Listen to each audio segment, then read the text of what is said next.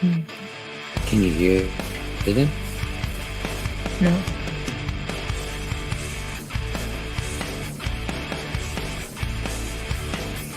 Welcome, everyone, to the Kendra Merritt After Party.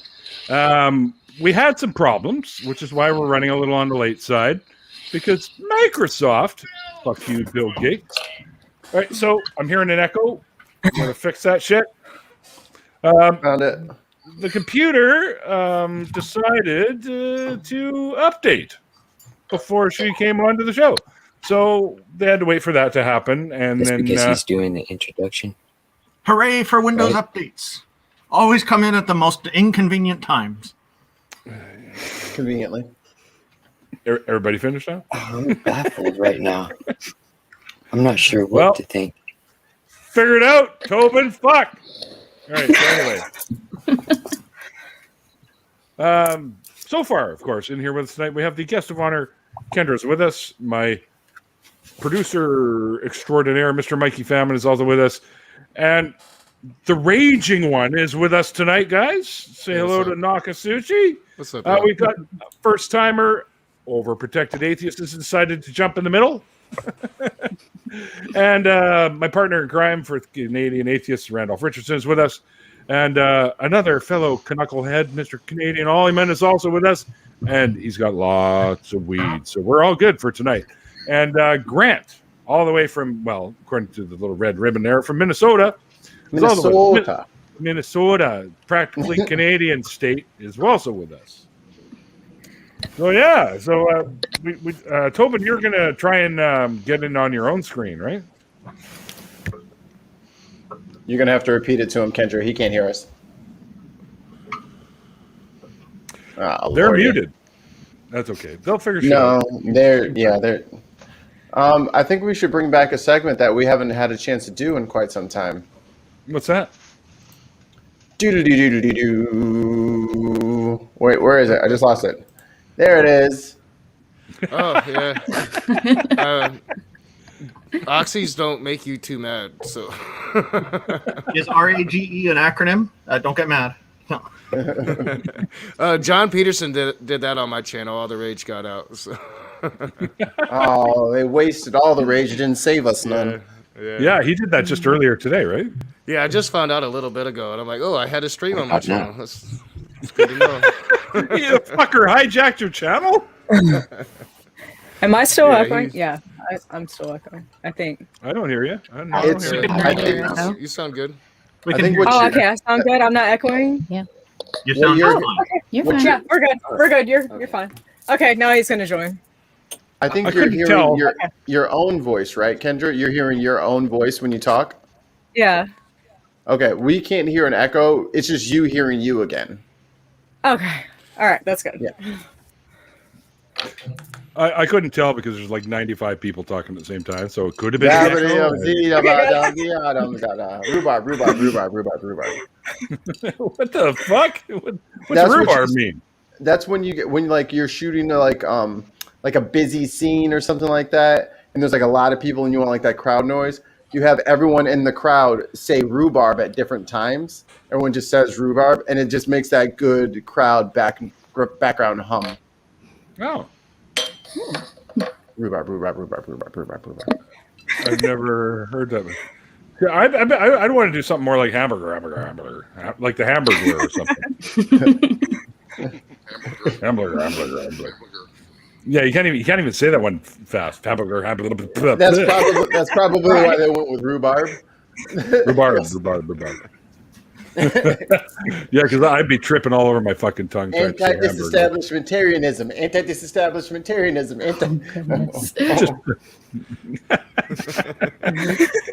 Every time somebody says hamburger and they fumble the word, I think of the Steve Martin skit from the Pink Panther movie. Oh yes. Yeah,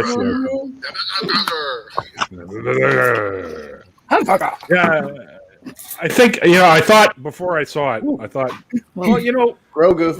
If you think about it, he's really the only one that could really replace. What's his name there? That was the original. But Leslie Nielsen. No, he wasn't the original. Tom Cruise. No. Stop it. Tom Selleck. Tom Selleck? What? Tom Arnold. No, fuck. Come on. What's his? Why can't I think of his name? Oh, sure. Yeah. Charlton that's Heston. No, stop it. Peter Sellers. That's it. That's what I said. No, you didn't. I don't Tom know. Selleck. You close. Tom Selleck, yeah. I'm But he's pretty a lot sure. taller and he's got a mustache, so not close. I'm pretty sure. I was gonna let my dog out. Yeah, Sure. I'm pretty sure if I just keep throwing out random names, I'm gonna eventually be right. You realize you got like 7 fucking gazillion people on the planet, so that's gonna take you a while. I got time, brother. I got time. All right. I don't. You'll be here till the next stream going. Gene Wilder, Stacey Keach. Val Kilmer. Like Val, yeah. Tobin just doesn't want to play with us. That's all there is to it. It's like keep popping in, popping out. I mean, if you guys, as long as you guys He's don't like have a teenager with the first time having sex, popping in, popping out, popping in. And then he's like, "Shit, where's the condom?" this is hard to put on with this hard wrapper around the outside. Somebody's got some vivid memories, it sounds like. Shut up, Randolph. Never mind. Almost snitched on yourself.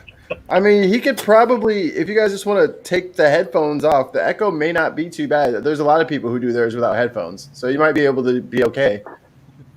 If he wants to join that. Without headphones. Oh, never mind. Oh, Lord. It's like, geez, Neil, were you on fucking X Hamster earlier or something? It's a very specific site. Well, Let me just do this real quick. The internet has not been kind to hamsters. that's Ask Richard Greer. Did you see the meme that I put out with the hamster that's eating the banana? Oh, yeah.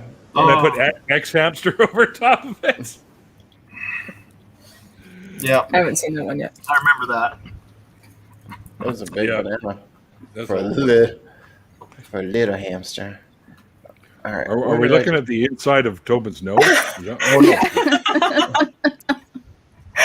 Oh, wait, what? Oh, no, it's his hand. I It's his hand. I'm back. There he is. Those after shows sure are different.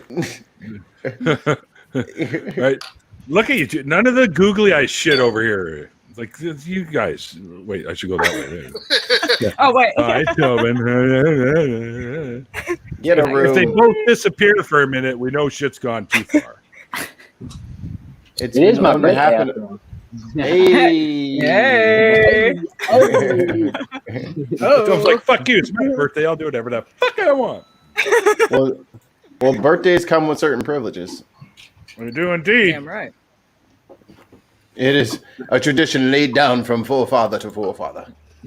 Tradition to appease dead people that don't know you're doing it. Mm-hmm. Never understood that. It's like, so They what is don't- this tradition? Break the tradition. Be a rebel. Sounds like this is getting very casual now. Well, Us, I am casual? wearing jeans and a t-shirt. Come on. All right. We've never sit been here. casual. Very serious here.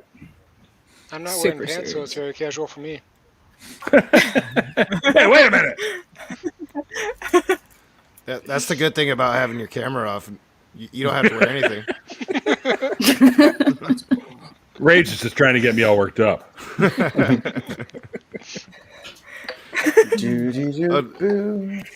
have a new victim. Oh, do you? Why did Jenna show up? Hi, Jenna. No, she's not a new victim. She's just a victim. Oh, is Jenna joining us? Well, Send she's her a in the link. chat. I don't know if she can join us or not. Oh, she's partway here then. Ollie, you still don't have a fucking Twitter, do you? Twitter? No, I don't have Twitter. Why would I need that? So you can fucking see all the thank you tweets I do. Oh, okay. But no, I got to fucking screenshot them and send them to you in Messenger. Neil's thank you tweets make up for all the toxicity on Twitter. Yeah, your life's probably better off without it. So. That's what I figured. Let the timer begin. You make Twitter what you want it to be. That's the way I look at it. It's better than Facebook. Oh yeah, True. that's true. They disabled my account because I posted a science article about how vaccines work, and about 100 anti-vaxxers. Oh no, can't have that. 100 anti-vaxxers ganged up on me and made fake complaints, and they disabled my account. Wow. What? Yeah, that's- So my view is that Facebook is anti-vax. Yep. They told me they'll never. I did the appeals process. They told me they'll never re-enable my account again for any reason ever, and not to use their system anymore. Whoa.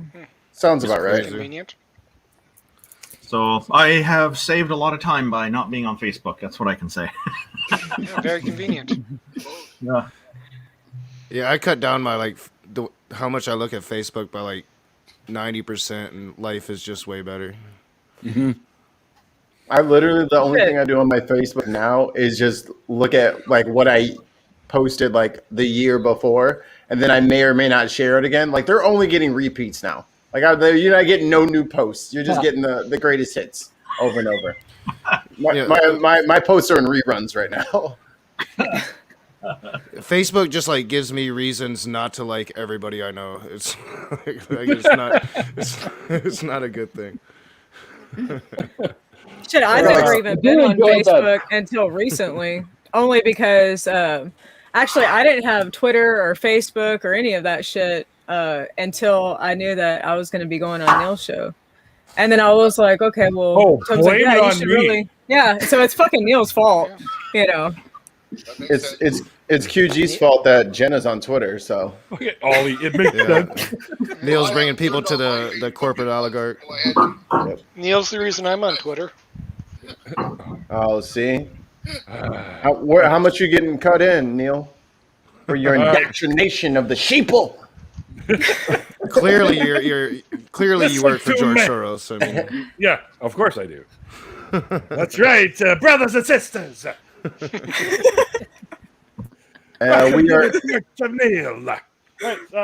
We're at 5 minutes, by the way. 5 minutes. We're at 5 minutes, folks. Wait, what? 5. It's 12 minutes, dude. No, 5. 5 since something happened. I'm just waiting for y'all to see. There it is.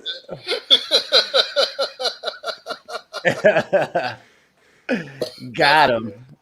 Yeah. Got another one. Well, Oh, now I see it. Fuck, I'm sharp like a marble. I stole Ollie Man's living room. you stole my living room. Mine now. That's what happens when you walk away from the computer. That gives Mikey the screenshot opportunity right there. Hilarious. Actually. He's got mine. He's got. Wait. Oh, damn it, Randolph. I'll leave a minute. Here, take one step to your left there, big guy, just for 1 second. Just one more step. One more step. One more step. All right, perfect. All right, I'm moving to the work side here. Hold But on. you want another picture without me muted here? No, you're good. You're You're good. muted. No, I'm gonna put myself in the construction site. Oh, awesome! Mikey's helping. I love it. I just have an assortment of props. I pull out a level, a hard hat. Yeah, I figured you wanted me to move away so you can get a picture. hey, you're gonna have to pay him now. Who, me? Yeah, that's right. He wants royalties. Yeah. Checks in the mail, man. It's okay, Mikey. You can In the mail. Yeah. All right, we're past this. You know what the fuck? I saw a comment. I think it was on Twitter, and the guy says, "Yeah, people that do drugs on YouTube or on social media, live and stuff like that, those people are fucking assholes or stupid or something like that." Mm-hmm. I can't remember what it was, but it was fuck off, you goofball. If you don't want to see it, then don't fucking watch it. Yep. But Oh, yeah, here you go, buddy. Here you go, buddy. Weed's not a drug. You need a bit. You need a Mike. Neil, you need a better close up than that. I do. Yeah. Oh, okay. Hang on. Get some seafood action. I couldn't get seafood, it. Neil. I couldn't get it because I was already moving this one, so I missed it. Oh, I love it. That's great. Yeah. There we go. There we go. Yeah, I'm jealous of that green screen. You're looking really good there. For real. It's pretty good. That's awesome. It looks like it's right behind me. Matt, yeah, you're fitting in really well. You got really good lighting. That's really crazy. good lighting. Randolph, I don't want to scare you, but there's a Mikey in your yard. Yeah. I'm not afraid of Mikey. Mikey's a friend. It's okay. No, Okay. I'm doing the same thing next door. His looks just like mine. Yeah, we got the same plants Hey, and everything. At least you got a camera on you, Mikey. That way, we know that Randolph won't make you disappear. Whenever he disappears off screen. Oh my God! I should have totally. I got to go back and get screenshots of those lumps that he was buried in the backyard. You know, it sounds to me like Tobin's been talking with Jenna, me, you. Let me get. I'll confer with the social media manager, IQ. I'm sure he's got a few screenshots for me. Oh, I'm sure he does. He's got screenshots of everything. I'm like, oh, and the memes. Yeah, Très you're- magnifique. You're wanting the picture of the blue tarps, which I just kind of dumped there, and they ended up looking like there's just somebody pointed out, looked like there's numbers. It's just hilarious. I think it was Tons of Mice. He's like, yo, is he buried?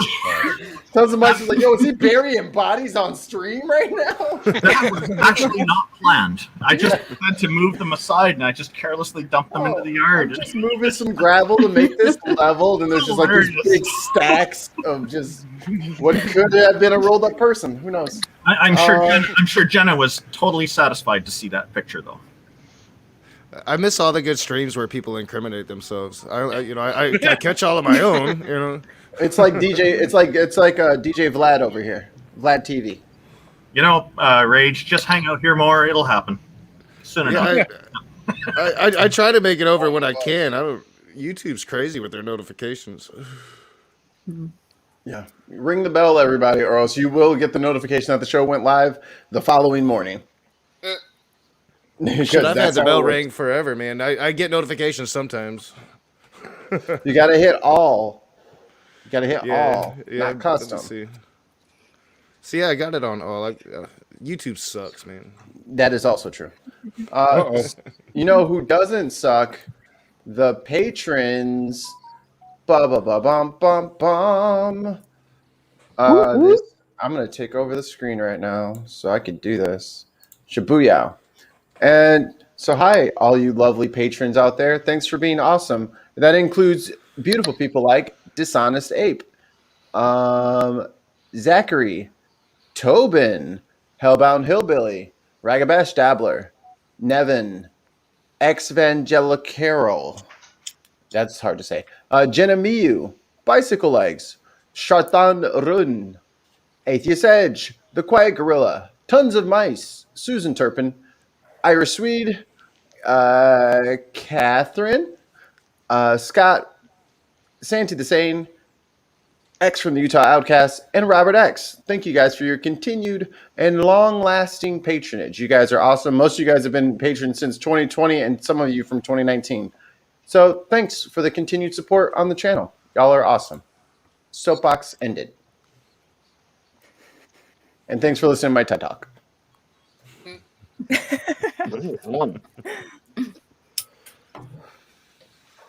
That works.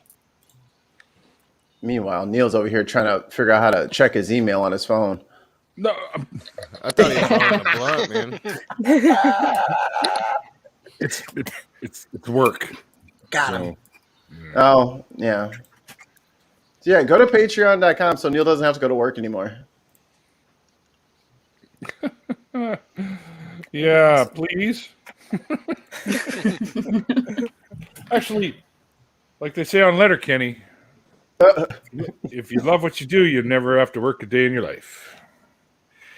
And I love what I do. So, well, no, of course not. But that's it's one of the expressions that they constantly use on there. Well, they did for an entire episode. I'm gonna have to watch the show now. How many seasons is it? They're working on 10 right now. Yikes, Neil. It's a lot. And I know when Russ had mentioned it, giving us shit for holding out on him with the Letterkenny, I was like, fuck, I've only seen the first 3 seasons. I better start catching up on this shit. I just got sidetracked with a bunch of other stuff, but it's fucking hysterical. What show is it? Letterkenny. It's on Hulu if you get it. I haven't seen it. It's great. It's very only one. I don't have time to watch anything.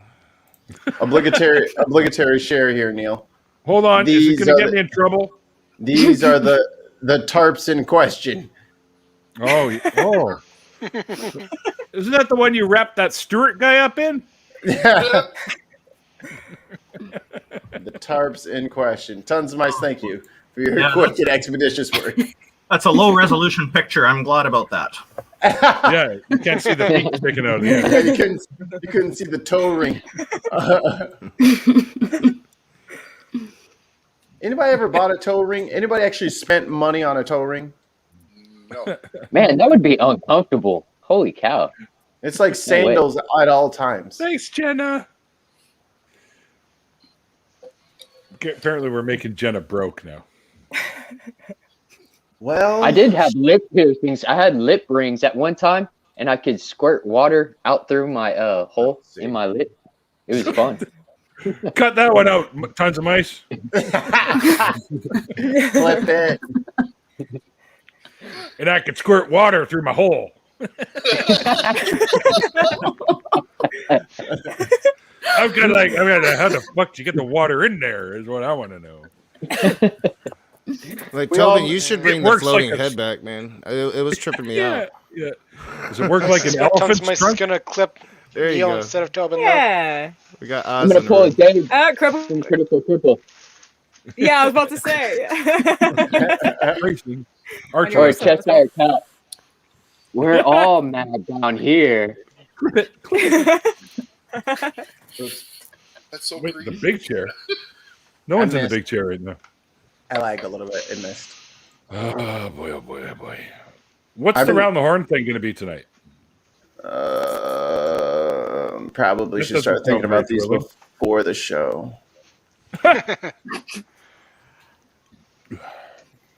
Oh, I got one. Wait, it's actually it's pretty basic, pretty simple. It's an easy one. You don't have to really think too much about. Well, maybe because I know I do because. Well, you'll see in a minute why it's tough for me because I have multiple favorites, so it's kind of hard to choose. But okay, so round the horn. Here we go. If there was only one thing left that you were allowed to eat, what would it be? Neil, you're gonna get me in trouble. I can't say that on the stream. Let me rephrase that. There was only one thing left with nutritional value. There's got to be some vitamins and minerals in there somewhere. You know what? I'm not touching that one. Okay, so if you could only eat one food till the end of your days. Food. There you go, Mikey. Food. What one thing? Yeah, I guess I should have been a little bit better with that one. Fucking pervert. Anyway, so what would it be? And we'll start with the guest of honor tonight. Oh, put me on the spot. Fuck. No, you can't say Tobin tube steak. That doesn't count. Oh, see, I hinted at it, and then Neil is just gratuitous. Fuck yeah, you started it. Sexual nature. I'm like, damn, I really love chocolate, but if I needed to like eat it forever, No, one of my issues, right? Chocolate and bacon are exactly nutritious. Yeah, like. Well, chocolate actually does have some value. Chocolate covered bacon. There you go. Boom. There you go. Yeah. I'd do steak. I'd do steak. Yeah. Even with the yeah, all right, sure, okay. What about you, Mikey? My answer might surprise you guys. Broccoli. Really? Oh, I love broccoli. Yeah, me too. But broccoli? You said it has to be like healthy and nutritious, and you have to like live on it. Something like tacos have some fucking nutritional value. Like, you know. Oh well, shit! I thought it was like one thing that we had to eat that would also keep us alive. Food, that's what I was thinking. I was like, tacos, hamburger. It doesn't matter if one type meal. I don't fucking know something like not like one thing. It's like I'm gonna eat balloons for the rest of my life. Like no, it's one. You know, like burger, tacos, either you eat them or you cordon loop it. bleu, you know, like that kind of thing. Like, well, eating's better than looping it. So I guess I would say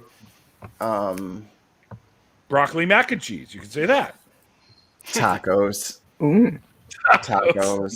How did I fucking know you? I love fucking tacos. Broccoli tacos. Oh my god. Broccoli tacos. With fried potatoes underneath with some cheese. Fuck yeah. Throw a little taco sauce on there. Eat that shit. Eat that shit right now. All right. What about you, Rage? What would it be for you? Fried chicken wings glazed with the sweet bourbon sauce. Nice. Yeah. Oh. Nice. You don't need no dipping sauce, nothing. You're good. Sauce comes on it. Yeah. Wait, ooh. Anyway, Randolph, what would it be for you? A meal I just invented: chicken and bacon cake wrapped in lettuce on baked carrots and potatoes with peas and corn. That way, it cover all the different nutritional groups. I think you just described shepherd's pie burgers. That works. Wait, did I just come up with something on accident? Shepherd's pie burgers. All right, now we're. That's a cool idea. I'll be back. Actually, it's kind of. All right, look at him. He's all excited now. I gotta go to all right, now we're going to change it up and go over to overprotected atheist. What about you? Biscuits and gravy. Biscuits and hey, I like Ooh, it. What part of the South are you from? Fucking love biscuits and gravy. Is that the I'm in the Pacific Northwest, so I'm nowhere near the South. You gotta have some over medium eggs on top of those. Is that the American version? Yeah. Yeah, always up in my neck of the woods. So, It's, all right. Hey, that means you can come to Randolph, and once the borders reopen, you can come to Randolph. Yeah. And get together stuff. Sure. Yeah. All right. Apparently, I'm now the 604 balloonivore. Wow. How do You say once the borders reopen, as if Canada's not going to be closing them again once Trump wins in 2024. Rage, you shut your mouth. Shut your mouth, Rage. It's not funny. We're going to see an increase in immigration. Trying to give you all a heart attack. Sorry. We're going to see an increase in immigration again if that happens. Jokes like that are why he won last time. We didn't take the crazy man seriously. Oh, really? I thought it was because he was grabbing cats that he won. Oh. Grabbing cats. Listen to this guy. Deflowering the lotus. Let's mix it up again. Let's go to the birthday boy now. Tobin, what would your food be? I would just snack on cashews, unsalted, just all day, probably like 8 times a day. Just sit there and eat cashews. Cashews. Interesting. Yeah. Interesting. Not even like a mixed nuts, like kind of like my stream, not mixed nut. My dad did the straight cashews too. Like my dad did the straight cashews, and I'd always steal them. He'd get mad. Oh yeah, well yeah, because they're fucking expensive. That's like $13.99 a pound. Get your grubby little paws out of there. That's my treat.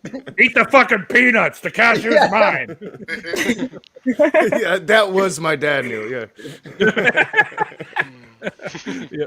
Hey, you got a job, you little 8-year-old? Get the fuck out of the cashews. You eat the peanuts.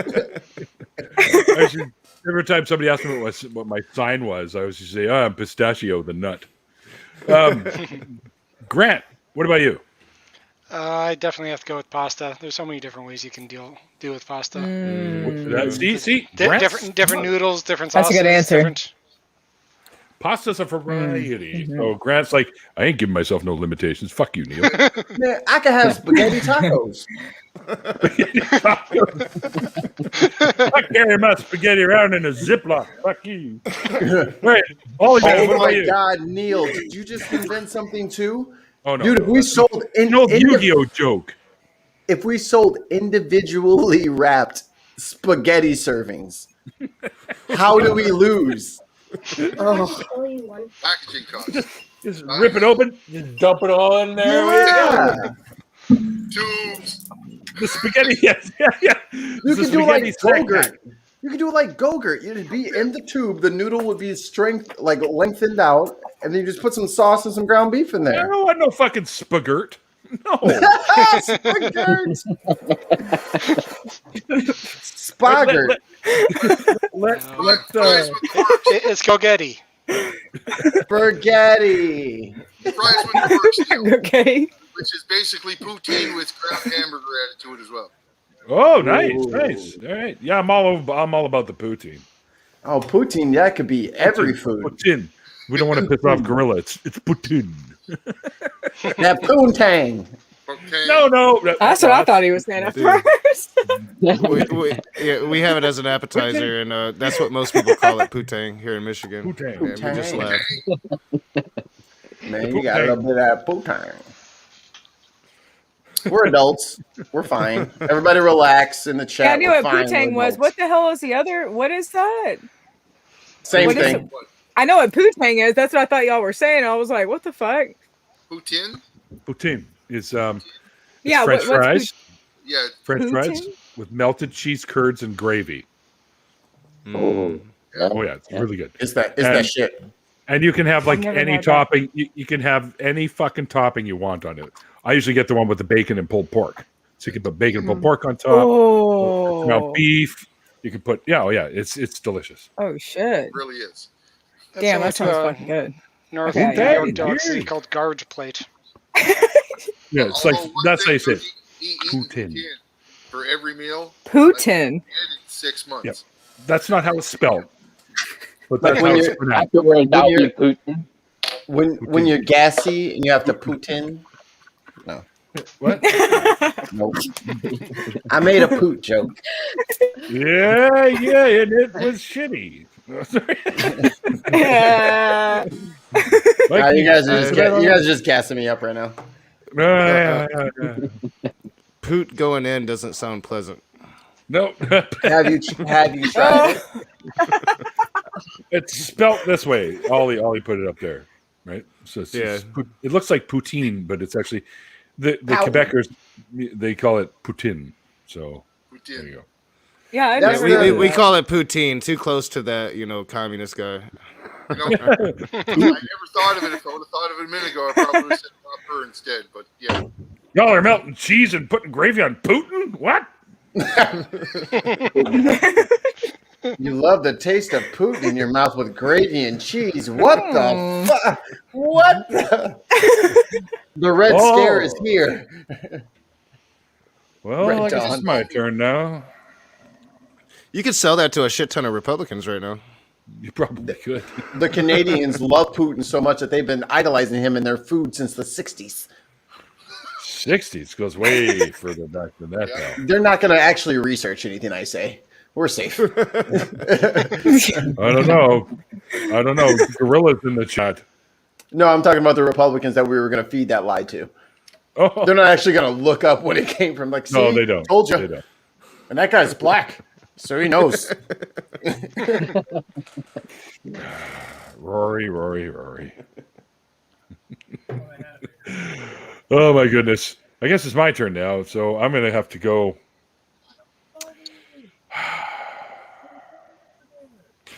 I'm a big fan of Butts. the pot pies, like chicken pot pie, beef pot pie, pork pot pie. I like the pot pies, and you get a little bit of everything in it. You get your breads, your veggies, your meats, your potatoes. You get them all in there, right? So I think not something I could probably do with, but they got to be like massive ones, big. Because the hungry man. You like a big pie, Neil? I like a big pie. I think of it. Well, you're setting me up, you bastard. Clip it, tons of mice, clip it. Oh, like he hasn't.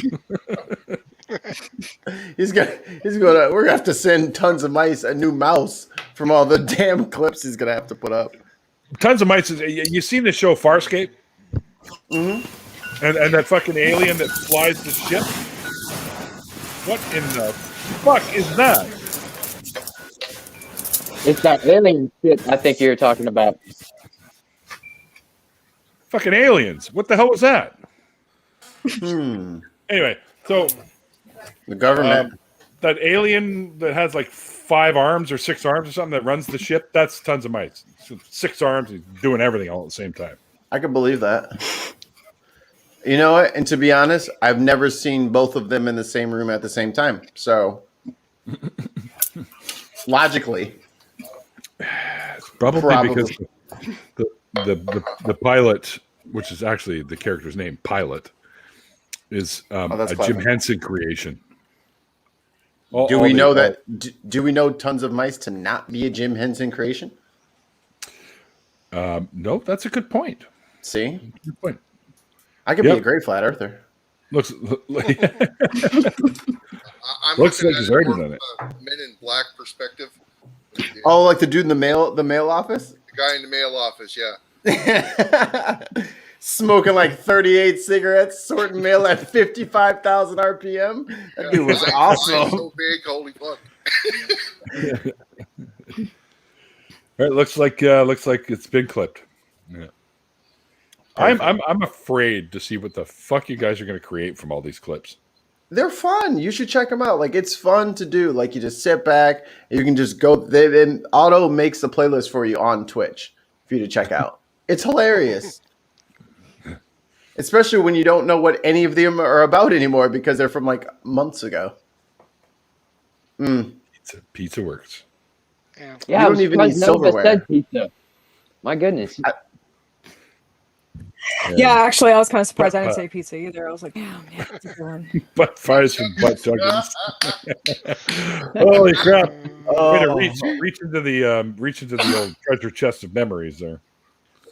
That's what she said. That name was still my name when I went to join another meeting, and I was like, "Oh shit!" I had to fucking change it over because it was not that jokey. It was more or less professional. And then there's my name, Butt Chuggins, right across. Shout out to StreamYard for letting you change that before you enter the meeting because they didn't. I would have just showed up like, "Hey everybody, Hey. I'm glad you guys can make it. A couple of things on the agenda today," and I was like, "Oh my god, Butt Chuggins here." I feel thirsty. I feel real thirsty. That's like my worst story of COVID so far was a parent teacher conference on Zoom that I showed up as the raging atheist. Didn't mean to do that. Couldn't change it in the middle of it. You can. Well, I couldn't figure it out. I was trying, man. Oh, Ollie man, roll a d20. Oh, I got you this time, big guy. 16. I got a 19 on the dice, buddy. Fuck! What are you fuckers doing? I'm just doing strength checks against them to see if I can beat them in arm wrestling. Strength checks. I thought it was initiative checks. Well, we already rolled for initiative, and I won.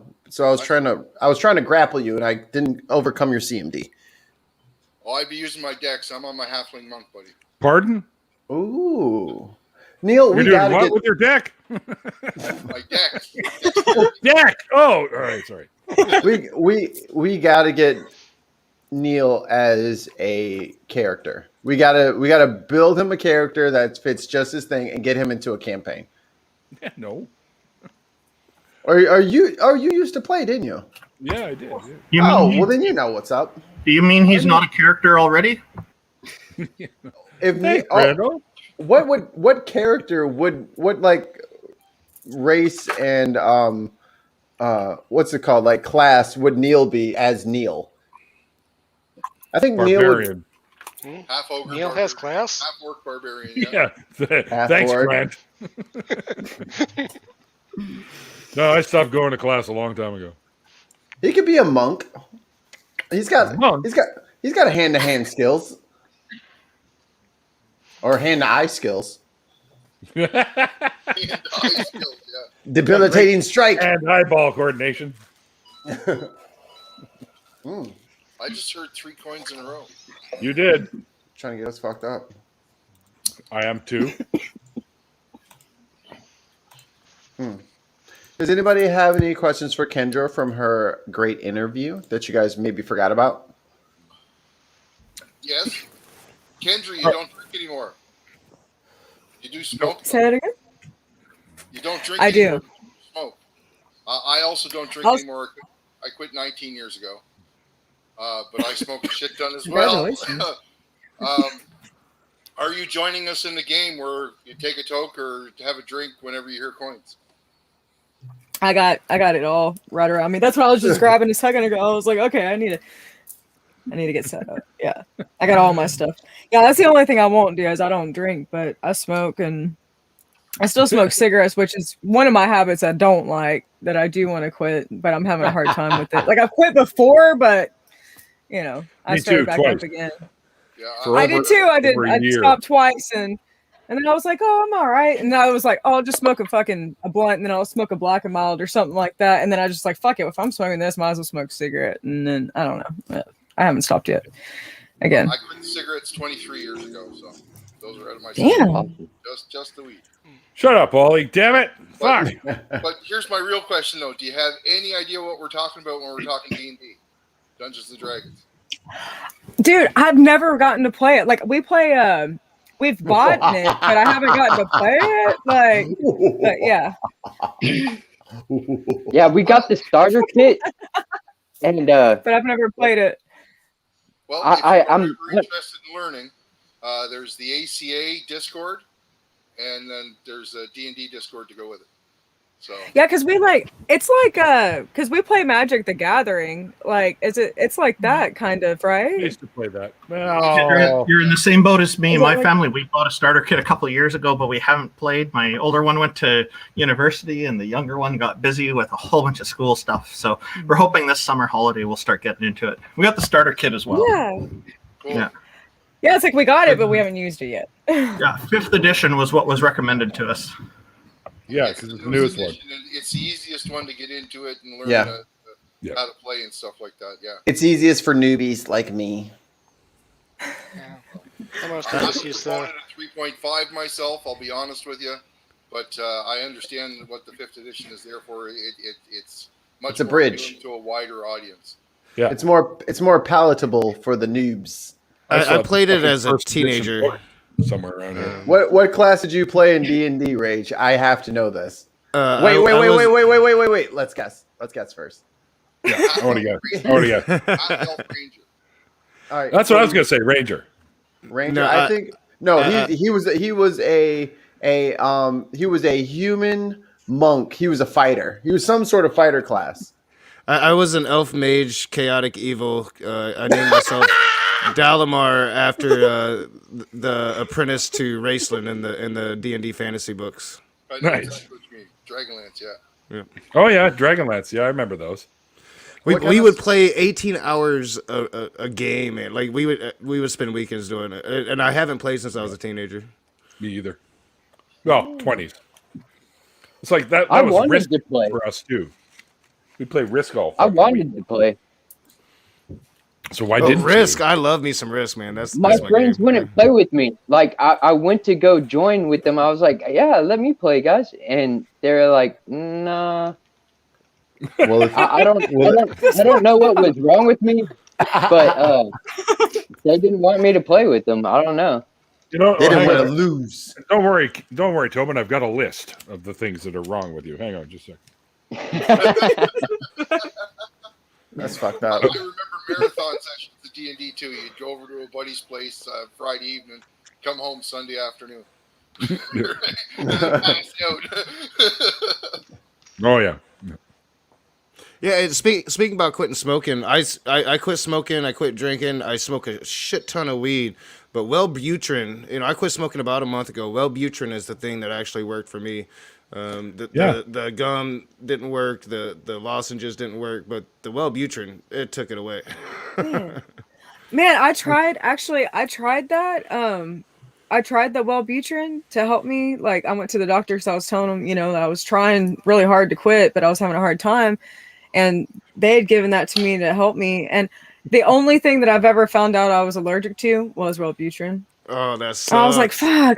Yeah, I ended up having a bad allergic reaction. I couldn't quit. I tried, and the doctor's like, you have to quit. And so I finally got the Wellbutrin, and I haven't smoked since. So, damn. But I smoke like 3 times more weed now. So yeah. That's like me. Like when I quit drinking, I just smoke a lot, and I replace it with coffee. Like I'll just drink a lot of coffee and smoke my bud. I'm happy. So, overprotected atheist, do you play any D&D? Are you a D&D fantasy nerd too? I've never actually played. I wasn't allowed to play because it was bad when I was a kid. Because satanic panic, man. Yep, demonic satanic panic. I wasn't allowed to play any of that. So Satan's gonna possess you. You know what they're calling I got that too. You know what they're doing? They're in that other room right now in my den where I have Christmas. Casting spells. Every time that dice rolls on a 20, you lose a piece of your soul. Well, if that was the case, I have a lot of soul left. Did parents watch that movie Mazes and Monsters? Yes. Oh my God, that movie was awesome. Go Tom Hanks. No. Tom Hanks, yeah. No. Early Tom. Never. Yeah, that was pre. Big. No, even before Big. It's pre-Big. Splash. It is Splash. No, even before Splash. With the first movie that he made, Bachelor Party. It was 82. He was in Bachelor Party. I don't remember him in Bachelor Party. He was the main guy in Bachelor Party. Was he? I haven't watched that since I was a delinquent kid. So. My favorite scene is right at the opening when he's cooking something. He's looking through the spices, going, "Spices, let's see, the garlic, no, oregano, no, paprika. Yeah, we go, paprika." Which I must have just never associated. I always associated Splash with the first Tom Hanks movie I ever saw. No, I think he's old now. So am I. Thank you. yeah. Fuck you, Mike. Newsflash, Rage, and probably Neil. Tom Hanks is older than both of you. Tom Hanks is old. Oh yeah. Yeah, he's probably like early 60s. 2 years older than me. Oh really? Tom Hanks? Yeah. 1956. Yeah. Oh yeah. So he's 10 years older than me. Yeah, that's why y'all are acting like you're his age. You're not. He's an elder gentleman. And his son is hilarious on Instagram. He looks good for his age. I'll give him that. No, not Colin Hanks. Chet Hanks, the one who speaks in patois. Right. Rage, you gotta look this shit up. It's the funniest thing you ever saw in your life. Chet Hanks. He was on the red carpet. I was like, "Shabba, big ups to the man." And I was like, "What is happening?" Your daddy is Tom Hanks. You are not from the islands. You need to stop. Cut it out, sir. Rich people, dude. Like you remember when Madonna did the whole London phase? I'm like, chick, you're from Detroit. What are you doing right now? Yeah, relax, dude. Mikey, what's your armor class? I swung my staff at you with a 16 to hit. Oh, you definitely got me. I'm only 13. I'm a druid. Oh, I'm squishy. I smack people. I'm squishy, so I have to run and heal. I'm trying to find Tom Hanks' first movie, but IMDb is giving me a really, really out of order list. Well, Splash and Bachelor Party came out the same year. Dude, young Tom Hanks. Looking up, he knows You're Alone is the first movie. Mazes and Monsters. See, I thought Bachelor Party came out before. That's crazy. 1984 it came out. Wow, he's got Red Shoe and Volunteers are. So I was like 7. 85. I don't know if you guys know this. He has a lot of movies. Yeah, yep. Mm-hmm. And the first place I ever saw him was on Bosom Buddies. That was 80 to 82. TV show. He was Kip Wilson. Yep. And Buffy Wilson. Rory doesn't know who Captain Caveman is. No. Captain Caveman. No. That was the worst Captain Caveman ever. Yeah. Captain Caveman! That was a good Captain Caveman. My girl is upstairs sleeping. Thank you, Neil. Oh, I'm sorry. Did you want me to raise my voice a little? Or? I couldn't do that. So hey, thanks. Oh, I forgot he was in Taxi. He was on Taxi. Yeah. I was gonna say he was on Taxi. Yeah. Everybody was on Taxi. Yep. Christopher Lloyd was on there. All the up and comers at the time. I used to watch the shit out of that on like Nick at Night because I'm a child. Still, it was like I would recognize like, hey, that's that guy. Hey, that's that guy. Hey, that's that guy. So then people are like, oh, I remember him on text. They're like, no, you don't. I'm like, the fuck you say? I guess I do. The fucking best scene ever from Taxi is when Jim's trying to get his driver's license because they're like, wait, you don't have a license? Like, no. So they actually he has to go get a license to continue driving cabs.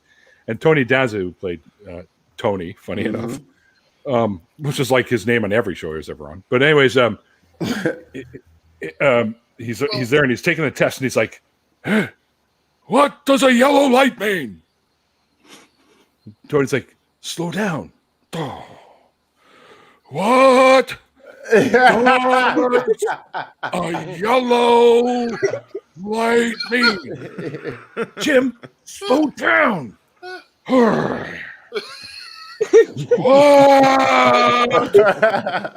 does a yellow? That was my favorite scene out of all of time. So dig this. Judd Hirsch, Danny DeVito, Mary Lou Henner, Tony Danza, Andy Kaufman, Christopher Lloyd. That was your cast for 84 of the 114 episodes. Yep. How is that not an instant classic? And the guests that they would have in there, too. Pop in, like Tom Hanks. Yeah. There's Valerie Bertinelli, I think, popped in for one of those, too. Possibly. This is a long list. Oh, Rhea Perlman, I love her. Rhea Perlman, yeah, she was Danny's wife, and actually is or girlfriend or something, and actually is in real life too. Question: was Tony from Taxi the same Tony from Who's the Boss? Yes, they were the same character. It's a spinoff. No. It is a no. Oh, He's the same actor. Oh, that's what I thought you were asking. Same character is what I'm asking. No. Not as far as I know. What was didn't Family Matters was a spinoff of another show? It was like not Trading Places. What was it called? God damn it. But there's a couple of shows that like their spinoffs became such big shows that you don't really remember the show that it came from. Oh, fucking All in the Family, I think, had the most. They have the record for the most spin-offs, I think. Let me see. Said Bunker's Place. They had the Jeffersons. They had Perfect Strangers. Perfect Strangers, yeah. Family Matters is a spinoff of Perfect Strangers. Okay. Really? Oh, shit. I didn't know that. Mm-hmm. Yeah. Balky or something like that. I remember that name. Family Matters was a spinoff of Perfect Strangers and developed by the same team of writers and producers. Harriet Winslow first appeared on Perfect Strangers as an elevator operator in the office building of the Chicago Chronicle where Larry and Balky worked. And then they gave her own show. What? There you go. Oh, Maude was another one from the All in the Family. And then there's Maude. Yeah. I'm sure people remember Archie Bunker. Mm-hmm. Yeah. Yeah, boy, that guy acted the role so well. Holy cow! Carol O'Connor. Carol O'Connor. That guy was like most of my friends' dads. He was like every Southerner I knew in North Carolina. Yeah. Here's a potential round the horn question. What is the earliest television show that you can remember watching in your youth? Go back. Bing, bing, bing, bing, bing. I'm going first. We're starting the horn around me because I don't want anybody to steal my answer. You go into the center. There you go. I'm going first. Teenage Mutant Ninja Turtles. Thank you very much. The cartoon or the movie? Cartoon. For me, it's going to be either Sesame Street or Cosmos. I don't remember which one I saw first. Oh, cool. Captain Kangaroo. Captain Kangaroo, yeah. Yeah, it's going to be obviously like some kids show or something. I already know because my mom told me. So I think mine was probably like Sesame Street. Sesame Street. Sesame Street. Yeah. I'm sure that was actually the very first show, but the first one that I remember watching. Yeah. For movies, it was Bambi. Like my mom has told me stories like at 3, I was taking the cassette and putting it into the VCR upside down or not upside down and pushing buttons and started playing. So she'd be like on the phone or something in the other room, and I'm supposed to be laying down and taking a nap, and then I'm in the living room watching a movie. She's like, "Now how the hell did you just turn it on?" So then she just watched me do it one time, and I just pushed it on. Cool, started playing. Cool, sit down. And see the castle with the little blue and white, go over the top, and we're good. Good drugs, man. Yeah.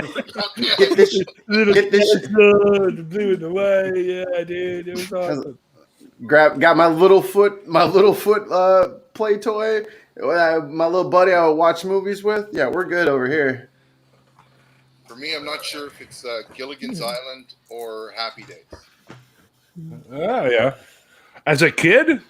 Oh yeah. It's like that that's my parents used to watch, right? So Yeah, I watched Happy Days as a kid. Me too. Real young. I was like, Dad, what are submarine races? I'll explain to you later, son. Oh wait, your turn. He never did. Barney. Really? That's what Mia said, or Jenna Mia said. As well. Oh yeah. I missed Barney by like a few years, thankfully. Yes. I used to watch the shit out of Lamb Chop though. Oh, Lamb nice. Chop was my jam. The song that never ends. It keeps on going. I was obsessed with Reading Rainbow. I remember being obsessed with Reading Rainbow. Yes. That was, yes. I fucking watched the shit out of Reading Rainbow. LeVar Burton. That was the fucking jam. I like Wishbone too. Wishbone. I remember Wishbone. No, I remember nobody said the watching, Great Space Coaster. God damn it. I just said the one with the roller coaster. I was going to say. Great Space Coaster with Gary Gnu, where no gnu's is good gnu's with Gary Gnu. I remember Space Coaster. I thought Scooby-Doo was a great series, and they were really good at teaching skepticism. Oh yeah. No, but they were so idiotic. It was always the first dude they talked to. Okay, guys, let's go into there. Hi, I'm the hotel manager. Well, see you guys later. That was the Scooby snacks, man. I wanted some Scooby snacks. Come on. Yeah, right? I wanted to eat those fucking Scooby-Doo size sandwiches with like a fish bone sticking in there and shit. I changed my previous answer from tacos to Shaggy's Scooby sandwiches. Them big motherfuckers. I have reformed my answer. The egg would be in a close second. Yeah, tacos. It's a wonderful day in the neighborhood. A wonderful day in the neighborhood. Eddie Murphy's version was better. Looney Tunes on Saturday. Yes, me too. Simply Secular. What was it, Mr. Jackson or something? I remember watching Mr. Robinson. Yeah, Mr. Robinson. Yeah. That was hilarious. That was hilarious. You're up, Kendra. I would say I remember watching, it was in black and white, and I'd watch Alfred Hitchcock or I Love Lucy with my Nana. I remember sitting there watching that whenever I was a kid with her. I still to this day think Lucille Ball is top 10 dames all time. Oh yeah. She was smoking hot. Smoking hot. And she was awesome. Sure was. And fucking funny. She was beautiful. Yes. Mm-hmm. Yeah, and fucking hilarious. Like See, you were lucky. You got Lucy. I got soap operas from my grandma. As the world turns. Well, I got lucky watching. My mom got me to another world through an hourglass. You know, of all the soap operas, Dallas was the only one that had proper lighting. Dallas was good. Acting. Yeah, had proper lighting and good acting. All the others were just garbage. Sorry, you got Doctor Who. I remember watching Doctor Who really young as well too. Thanks to my uncle. So, yeah, the Daleks appeared. Yeah. Exterminate! Exterminate! See, that was all cable stuff for us. Like by the time that I got to an age of reckoning, you couldn't watch Doctor Who without like 37 different cable packages to get British TV because all that shit was gone. They weren't showing it. Did the wire show up from England yet? I'm going to plug it into the TV now. The first time I saw anything from the UK was Red Dwarf, and that was on PBS on Sundays. Red Dwarf is awesome. I have that in my save later. I have like a whole bunch of those Red Dwarfs. I was just recently told to watch those. They're hilarious. Oh, yeah. So it was Robot Wars. I told you, Tobin. Happy birthday. It was Robot Wars, and then it was Red Dwarf, and then it was the Red Green Show. It was a fucking summer. It was just like the summertime Sunday fucking smash lineup, dude. Did you watch Red Dawn too, or maybe a little Red Riding Hood story before bed? Or it was Robot Red, and that's all I remember, and it was awesome. They had me. I was locked into my TV set. They're handsome. They better find you handy. There you go. I love when he turned the laundry fucking drying, the little spinning laundry. He turned it into a kid's ride by putting chairs on it and spinning it around backyard. It's like it was 90% duct tape. Yeah, everything was duct tape. Yeah, and I haven't told you the show that I first remember watching as a kid, and that would be Star Trek, the original. Oh, really? I was watching runs. It was later for me. But that wasn't just like TV at that point. That was like revolutionary TV. That was my parents wouldn't let me watch Star Trek. Once I became a teenager, I started watching it. What? It was progressive. That was like the first progressive show ever. Yep. Crazy. Yep. Yeah, they first not only women in power, but a black woman in power, and then an officer is what I mean. Not a maid or a cook. First interracial kiss on television. Right. First interracial kiss, yeah. Actually, that was later, though. No. Oh no, first lesbian kiss was DS9, I think. Oh, they got both of them. Potentially, yeah. Yeah. Not sure about but Uhura and Shatner, right? Yes. That was number one. Yes. Yeah, I don't believe it was like a racist thing for my parents. It was like a religious thing. They, it was ungodly. Listen.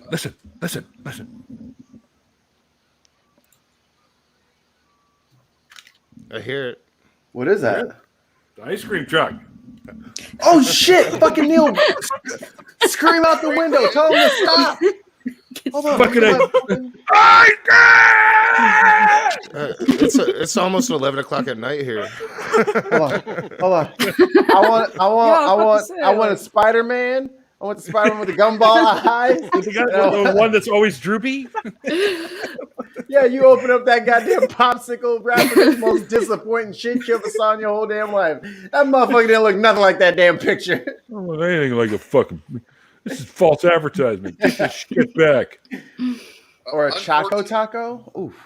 That was the context of that first. It's the Langoliers.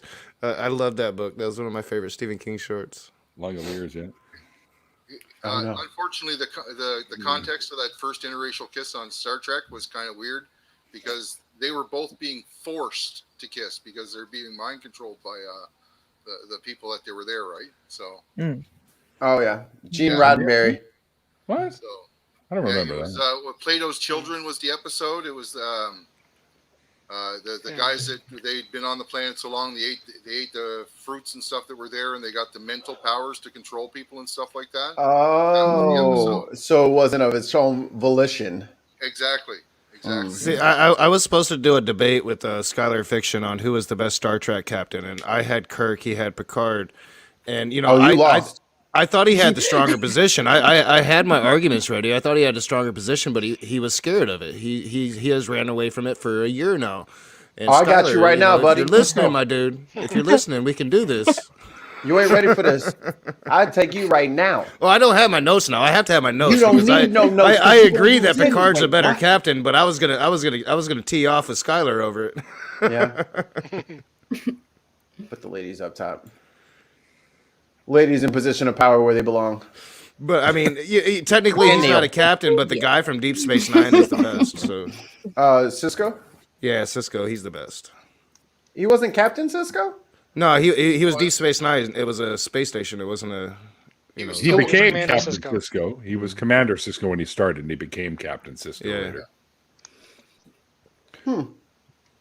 All this talk about Star Trek is really upsetting a friend of mine right now because nobody's mentioned him yet.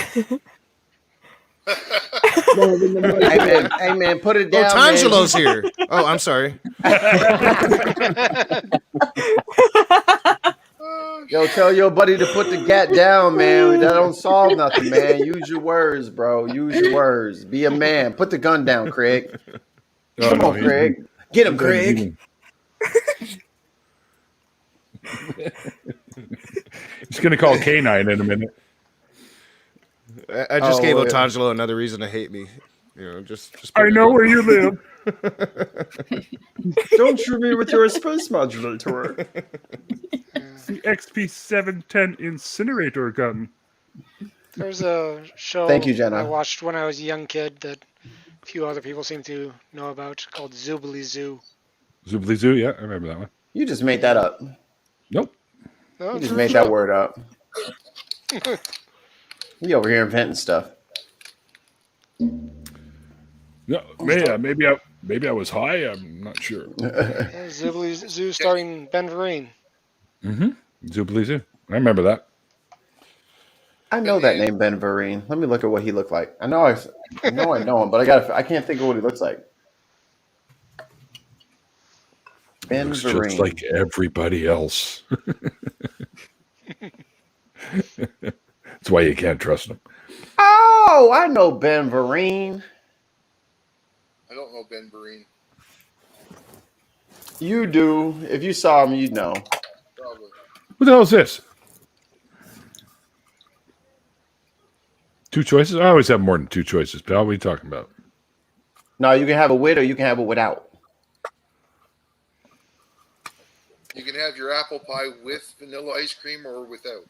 Somebody's upset at Mecca. I'm not sure why, but very upset. That die is in all caps. Like, can you believe that? What's going What? on? Are you talking about Tell like the vision from Jesus? Are we getting Jesus vision? Cool. I always wanted some Jesus superpowers. I Right? keep hearing about them. No, his Dude. powers suck, dude. I'd rather have Homelander than fucking Jesus. Does he have laser vision? 'Cause that would be badass. You don't even have that. I mean, I think if an atheist got Jesus's prophecy powers, we'd actually try to win the lottery. You think? Yeah. Like he wouldn't? Where's Like, come off it. Of course he would. I love funny Christians. They make my life, just seem worth it. Yeah, he kind of hinted at genocide though. So tons of mice execute order 66. I'll have to let you know. I'll have to let you know. I just got my 5G just the other day, so I'll let you know as soon as they turn it on. Fucking X had me fucking dead. X from Utah, because he's like, "Oh, did you get?" Someone asked him, "Did you get Pfizer, Moderna?" He's like, "Oh, Microsoft." I mean, it's funny. Like that guy's picture looked like the uncartoon version of the picture everybody uses for Darth Dawkins. Darth Dawkins. Probably Darth Dawkins. Are you going looking for Darth Dawkins again tonight? Oh, me? Yeah.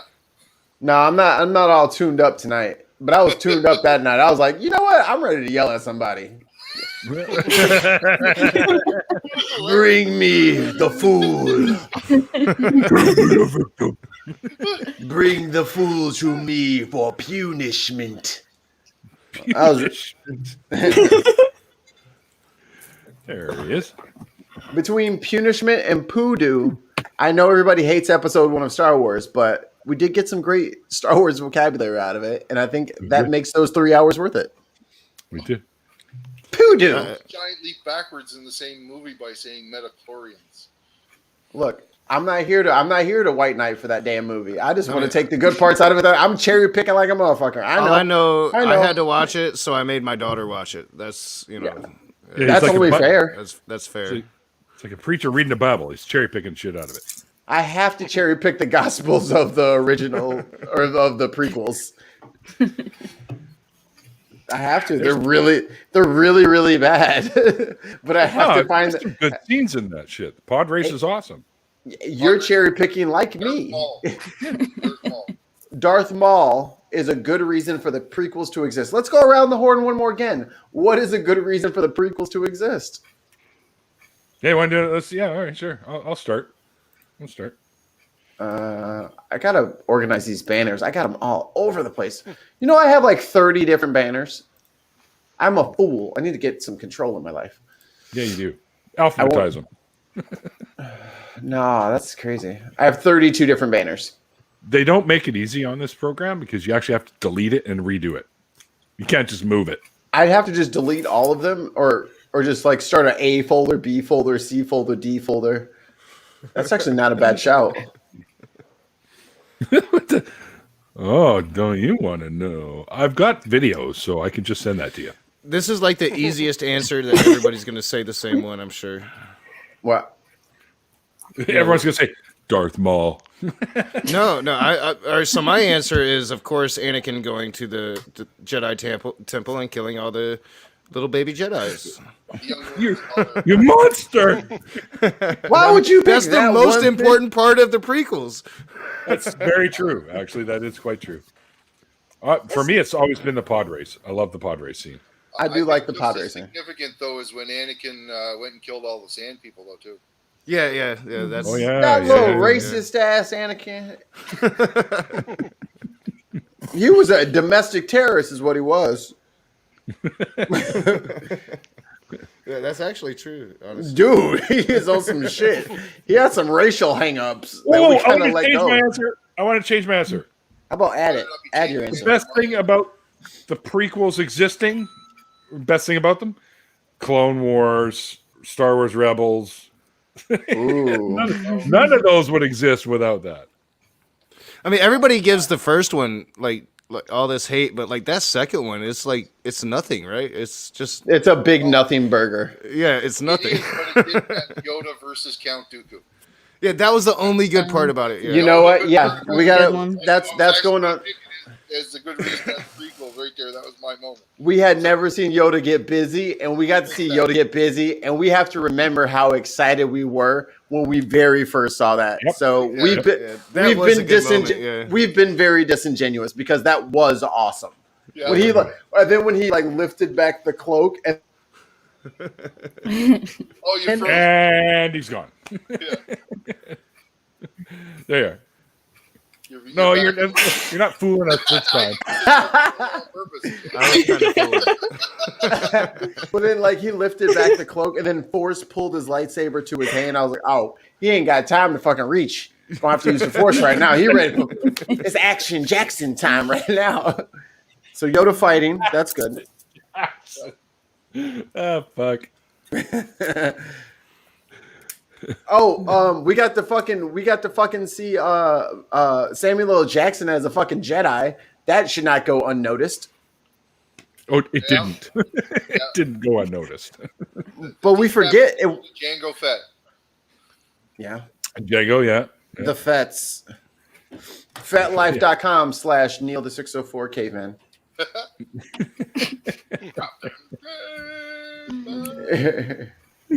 Don't forget. I was kind of disappointed with Samuel, and I mean, he beat Palpatine, and then allows Anakin just to I don't know, you're not the greatest Jedi, dude. Palpatine? You're making him sound like a household. You're making him sound like a household cleaner. Palpatine. Palpatine. I got a real bad stain. Turpin Palpatine. Susan Turpentine. Fuck, it's not coming out. Turpentine. Turpeltine. I'll work on it. I'll workshop it. When you say Palpatine, it also sounds like, an old drink you used to have as a kid. Palpatine?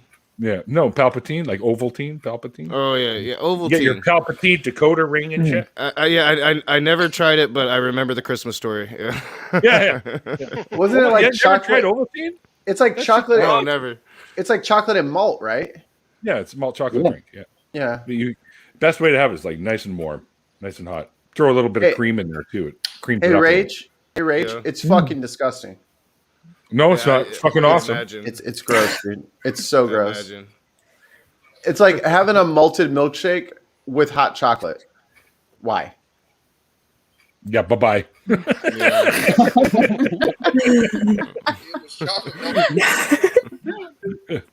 I'll put your ass in the middle now. No! The spotlight, it burns.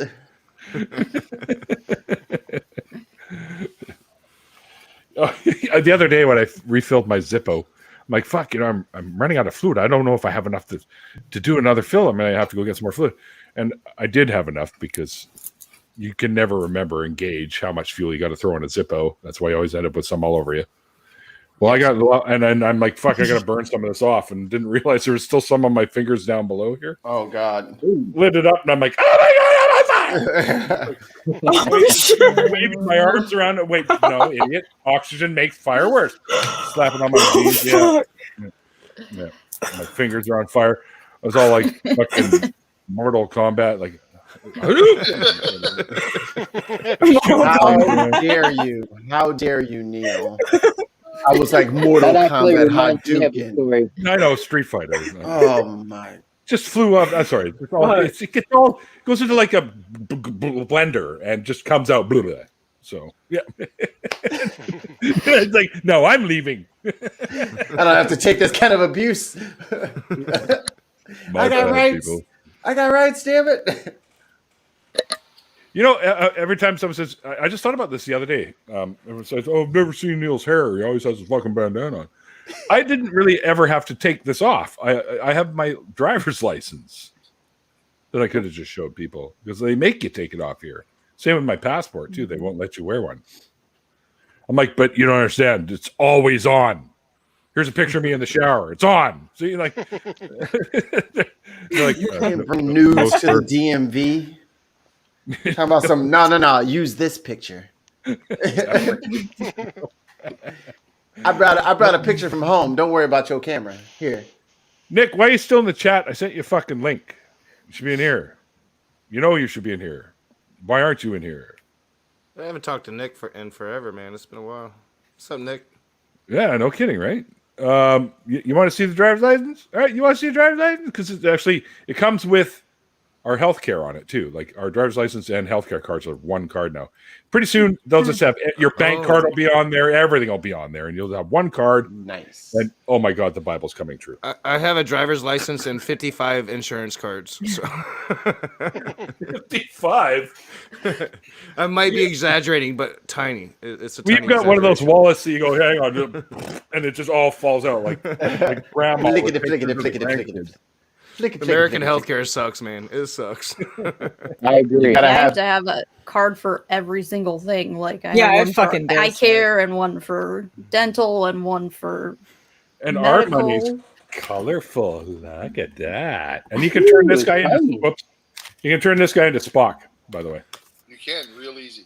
Canadian quarters are the bane of my existence because American machines don't take them. See, and our Canadian pennies are worse. Because our machines aren't fucking nationalists. Well, of course they take our quarters up there. It's worth like $1.50 to y'all. First up, I've been immunized. Huh? I got my first one. I'm waiting on my second one. I'm still waiting on my first one. Yep. I gotta go get my license. I called the day it opened for my age group, and they said, okay, you're coming in on the 26th of May. Oh, okay. Oh, okay, so that's okay. It's gonna be May. This is my driver's license. Hang on there. Most people know where I live, but I don't want them having the address. So yeah, let's. Here you go. Non-docs. Whom do you serve? Saruman. Okay, so my driver's license number's on there. Now they'll be able to find my address. So God, what was that name? You make look them like work this, for it. I hate to say, you look like this crazy guy I covered. I can't remember his name. Oh shit! I gotta look at my video log now. Manson? No, he thinks he's Jesus. He came to Israel on a UFO. I can't remember his name. Oh my God. Rail? Yes, Lord Ryu. Yeah. Rail. Like your driver's license picture reminds me of him, and I'm sorry about that, Neil. Oh, that's okay. I don't mind. That's all right. Now everyone's going to be copying my driver's license number and being Hell me now. yeah. Well, let's hope you don't. Let's hope I didn't bring any of my crazy theists over here tonight. I think we shooed one out already. I already gave the order for order 66, so he should be well and gone. I didn't tell anybody I was coming, so we should be good. That's what she said. Never mind. You know, Rage, one time John Maddox followed me in here, and then he started pushing anti-vax stuff. He got kicked out right away.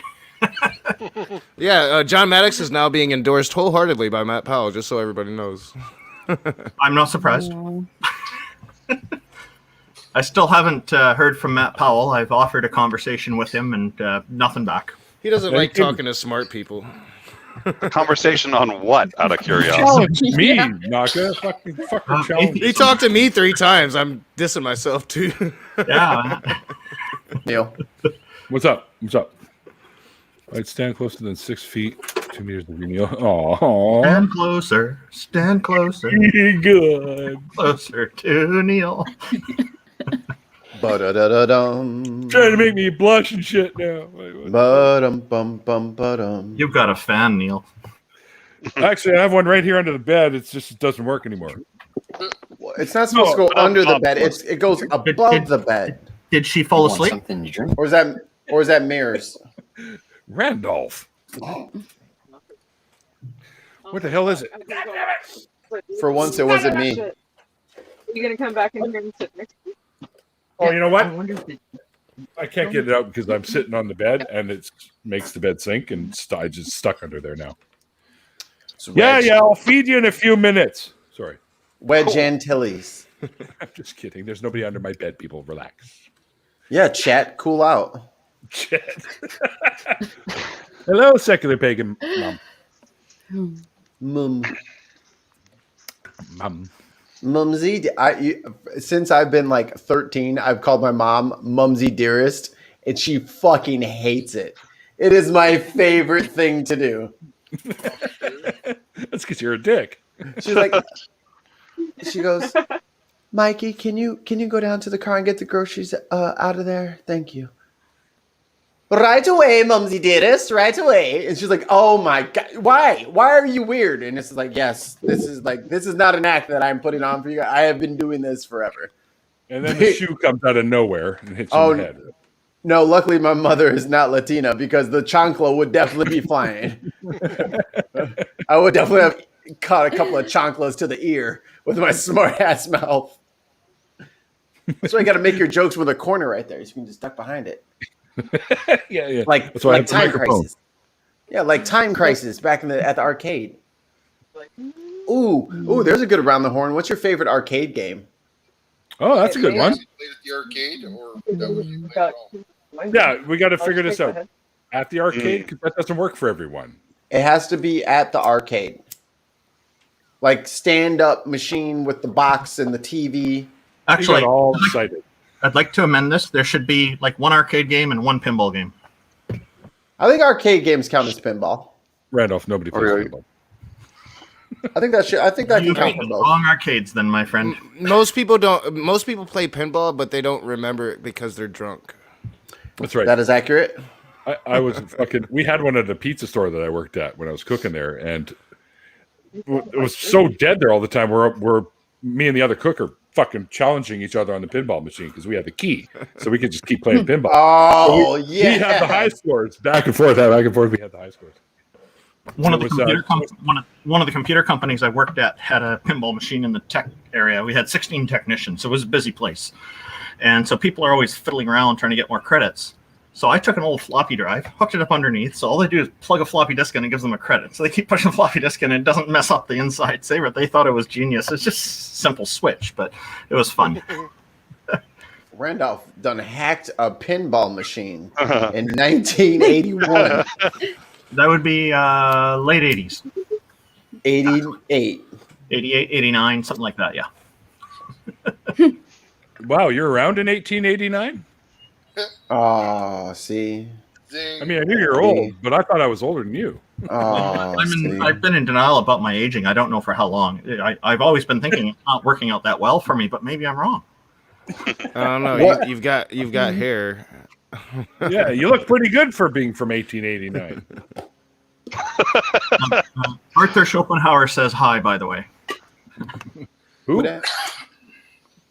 I didn't catch that. Who? Arthur Schopenhauer.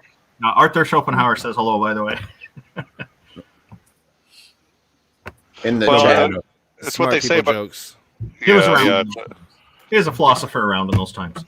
Gotcha. You know what they say though about aging, which is it beats the alternative, but not by much. What? Going the other way? No, being Getting younger? dead. Do I actually have to Oh, explain that to you? I saw what happened to Brad Pitt. That shit was fucked up. I never saw that movie. Everybody always said that was. I never saw it. No, gather up all your children and watch that shit. Fucking traumatize the whole family at once. God, that movie was fucked. I was like, oh god, It was a fucked up movie. oh god. It was weird in every way. In every way, it was weird. That's the only way you can describe it. It was weird. Yeah. In every single way, it was weird.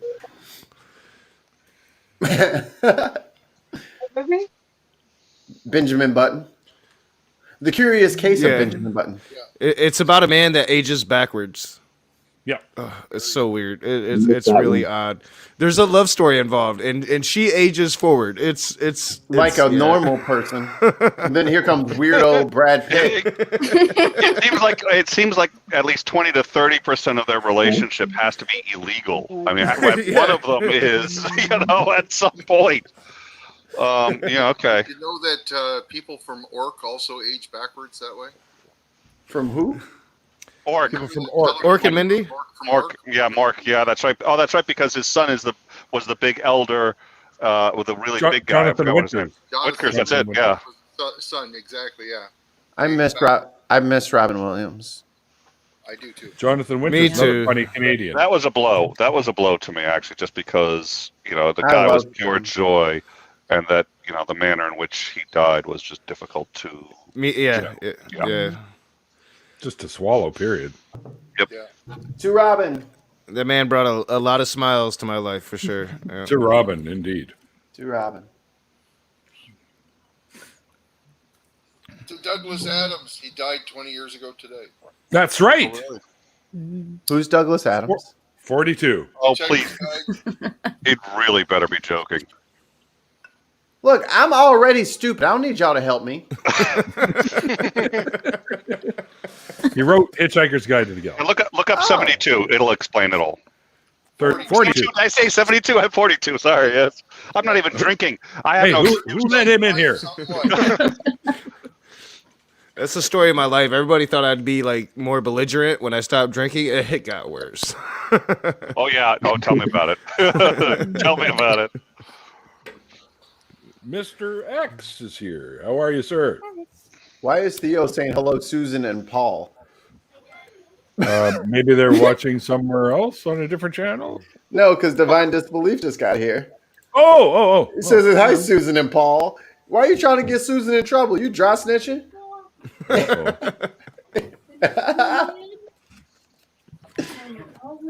Theo, it's Nathaniel. Yeah, dude. It don't matter. Whoever is Paul is about to get his ass whooped. It's Paul Kamish? Oh, okay. So I got okay. I was about to say, he's going to correct me because I have him on the show soon, so he's going to correct me. so you're gonna get somebody's ass whooped. Oh yeah. Oh, we got someone else. I think they want to come in. Good evening. Oh, X, what's up, brother? Hey, just at the day job, Hi. Oh. Yeah, sorry, you guys are talking Douglas Adams. Funny thing is, I'm reading that to my kids right now. So, yay. Oh, are you really? Yeah, we just started Hitchhikers last night. So. Oh, awesome. How much of it did you read to them on the first night? Chapter 1. Okay, so that's a fair amount. I get through about a chapter every time I sit with them. That's cool. How old are they? 9 years old. Excellent. I did the same thing. Fantasy of all types. Lord of the Rings, Dune, Hitchhikers, all of that. When probably between the ages of 7 and 11, now she reads them all on her own. Yeah, my oldest doesn't want shit to do with me reading with her anymore. I'm like, okay, you got to be independent. I got it. Yeah, I can't read to mine anymore. She wants to do it herself. Well, I went out with her on Journey to the Center of the Earth, so that was a good one. Yeah, that's a good one. That's a good one. But we just finished with the little ones reading The Last Unicorn, so that's a good book. That is one of my all-time favorites. I love that little book. That's a great little book. The cartoon movie is really good too. Yeah, it's completely honest and accurate to the book too. That's what I like about it. You guys are talking about a foreign thing to me. I don't have kids. Well, as I always say that I know of. But the soundtrack was done by America, if that helps you at all. Oh, no, I know all the stuff, but I can't. You guys reading to your kids, right? And watching stuff with the kids. I don't get that experience. Yeah, I only got it the once. I mean, it'd be awkward. You can come down here and read to them if you want to, but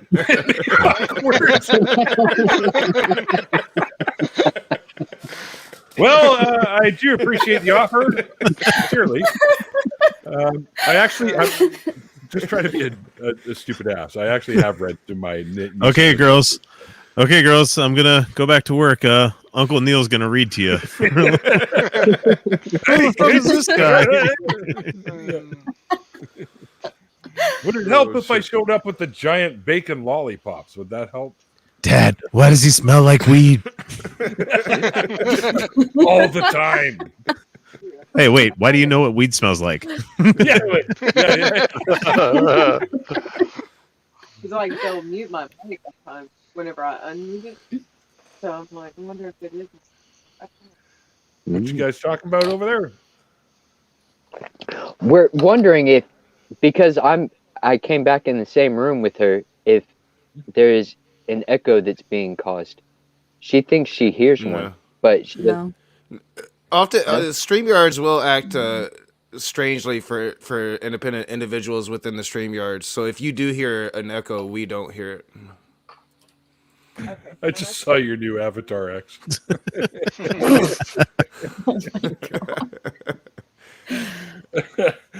Thanks for more from X. You can do a lot more than that. Jenna thinks that's a great idea. Me reading to your kids, by the way. I do hold a record at the high school for the most marshmallows stuffed in my mouth at one time. Fuck off, really? Yeah, the whole fucking bag. Holy shit! Oh man! See, I picked the best friends. I have a picture somewhere of me with like a pack of cigarettes in my mouth all at once. Smoking all 20. Smoking all 20 at once. Just get a rubber band around them all. I love smoking. My lung feels great. If I could get less oxygen, that'd be better. Yeah. We'd start draining it out of the room. I have it sealed up now. Anybody ever do something as stupid as like sucking in the air from like a 2-liter bottle after you get done with your soda? Yep. Oh yeah. That's why I can't feel anything on this side of my cheek now. Not deliberately, which makes it even more stupid on my case. But yeah. I was gonna say, as a kid, it was a thing that you did regularly because you're like, "Whoa, that's a weird feeling." Do it as an adult, and you fucking fall on your ass. I'm assuming we tried this recently. Speaking from experience, yes. You remember the liquid paper eraser stuff? Oh God, yeah. We used to pour it on our sleeves in school and go. Dear Lord. Good God. That explains so much at this point, Neil. I think the biggest mysteries I have now been solved. I now get Neil. He was stiff in the. Yeah. Neil's brain is kind of spongy. He's got some holes up there. Good thing I got a hard cranium. Yeah. Actually, if you're real quiet and I shake my head, you can hear it rolling around like a acorn. Sort of in there. Or like those Mexican jumping. We used to do those. We used to do those whippets where you would take a Cool Whip can and then suck the air out of those. And I was doing that with a friend of mine in my vehicle, and he started laughing so hard, and he like blew the Cool Whip out of his mouth and nose all over the inside of my vehicle. And at this point in time, it wasn't mine, it was my parents. So it was like, man, I got a big ass mess to pick up. Shit. I'm having flashbacks to. Hey kids, if you're listening to this show, don't do this. Don't do any of the stuff we've just said. This is old people trying to tell you not to do the stupid shit. That's what we're trying to tell you. Yeah, we're remembering how much of morons we were when we were kids trying this shit. But, and please wait till you're 30 to get married. You don't need to rush. Married? Oh, I knew I forgot something. Fuck. So, no, that was number 4 on your checklist. That was 4. What happened? Did you even do 1 through 3 or? All right, I'll confess something to y'all right now. Uh-oh. I don't think I've spoken to this. I am actually married. Yes, that's right. I am actually married. Yep. But we haven't been together since 2003. So I think after a certain amount of time here in Canada, you just auto get to become separated. I thought I wasn't alone. I thought with Randolph agreeing, I was like, "You guys got something you're confessing?" I'm familiar with the story, but oh, so sweet. Yeah, but yeah, I would say Neil, it's probably called uncommon law. Uncommon law. Yeah. Well, see, I'm disappointed, Neil. I thought I wasn't alone. Like I've never been married. I thought we were those lone bachelors alone. Nope. Right now you're the only one. Knock. I'm the only one. I've never been married myself. Well, I'm not the only one. There we go. You got a new BFF. All right. There's a little bit of a hitch. I was married to her for 3 months. I almost did that once. Okay, now you have to explain this. You just have to explain this. Oh, it's easy. I found out was she a ship in the Navy and like she went out to sea and just like, oh, I'll miss you. 3 months was not enough. No, my heart will go on. You slept on top of a door in the middle of the Arctic Ocean. I mean, well, that was a different story, but there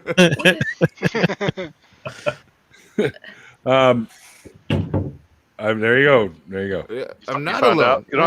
You found out that people always think that's so weird, and I'm like, dude, you can't hold me down. I don't think it's weird.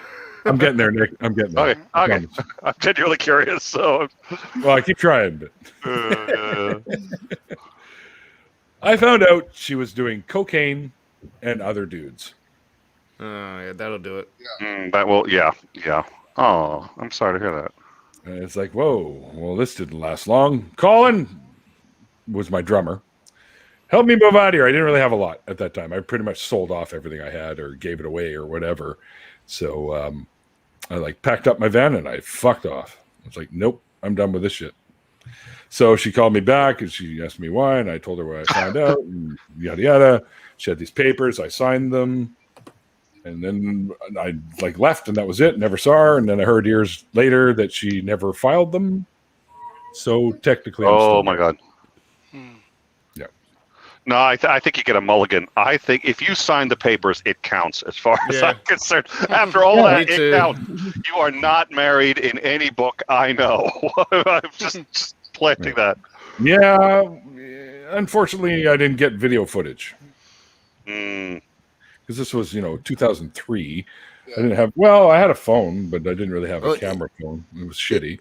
Is she trying to claim something from the marriage now? Oh no, not even. Oh no, we're just busting we're busting his chops on it. That's after all. After that, it was. I heard nothing. I've seen her once, but I've heard nothing from her. So, yeah, no big deal. I almost got married once. It came really, really close. But it didn't happen. So I got married. She was my girlfriend. We got married. I started calling her my ex-girlfriend, and then pretty soon she was like, "Okay, do you want to get divorced?" I was like, "No." She said, "Stop calling me your ex-girlfriend." I was like, "You're not my girl. Are you my girlfriend or are you my wit pick?" So she didn't find that nearly as amusing as I did. So when she's not looking every now and then, because my ex-girlfriend. But yeah, I get in hot water with that one. My wife continues to still be my girlfriend. Neil, you got me beat by about a month and a half. I got married, and 4.5 months later, we were split. And for similar reasons. So. It's not a competition, Ollie. You can come back in now, Mikey. I want half, Eddie. I want half, yeah. I want what's coming to me. What have you done for me lately, Eddie? What have you done for me lately, Eddie? See, now what Mikey and I are doing are referencing an old ass stand-up show. Eddie Murphy was the shit, man. Yeah, that was. I almost brought up Eddie Murphy when we were talking about ice cream. Oh yeah, ice cream. I got McDonald's. You didn't get none. And then talking about having ghetto ass, or not, I didn't even say ghetto ass, but broke ass McDonald's with mom making it on a like big ass patty that's got the juice green pepper dripping. burger. The onions and the peppers just hanging out of the thing. Mom, the McDonald's doesn't have no peppers in their burgers. I don't want no green pepper burger. I want a McDonald's burger. That don't look like McDonald's. Well, the best though was when he started. I mean, it takes on a whole different tone now, but when he was going off on Bill Cosby, and when he first of all, he really did. He did Richard Pryor spectacularly. Because Eddie Murphy does impressions. He really does good impressions. So he's doing an impression of both Bill Cosby and Pryor, Richard Pryor, and that whole thing was when he was talking to Richard Pryor. That was probably the best. Yeah, that was good. Richard Pryor. He was not afraid to make fun of him fucking self for being a drug addict at the time. He's just like, So then I caught myself on fire and I looked down at my hand and I'm like, that is the prettiest shade of blue I've ever seen in my life. You can't afford it because your mama's on the welfare. You didn't get no. You didn't get no. You didn't get no. Cause your daddy's an alcoholic. And I was like, oh, that's probably too far. And I was like, no, that's accurate. Little kids are mean as fuck. Oh, yeah, they're so mean. It's true. Hey, Brian. Anything, they just fucking douse your little young hopes and flames out with. Somebody get some raid. Brian showed up. So I keep seeing around the horn going through the bottom there. Are we still going around on something? Did I interrupt? I forgot what the question was. Arcade game. Arcade game. Whose turn was it?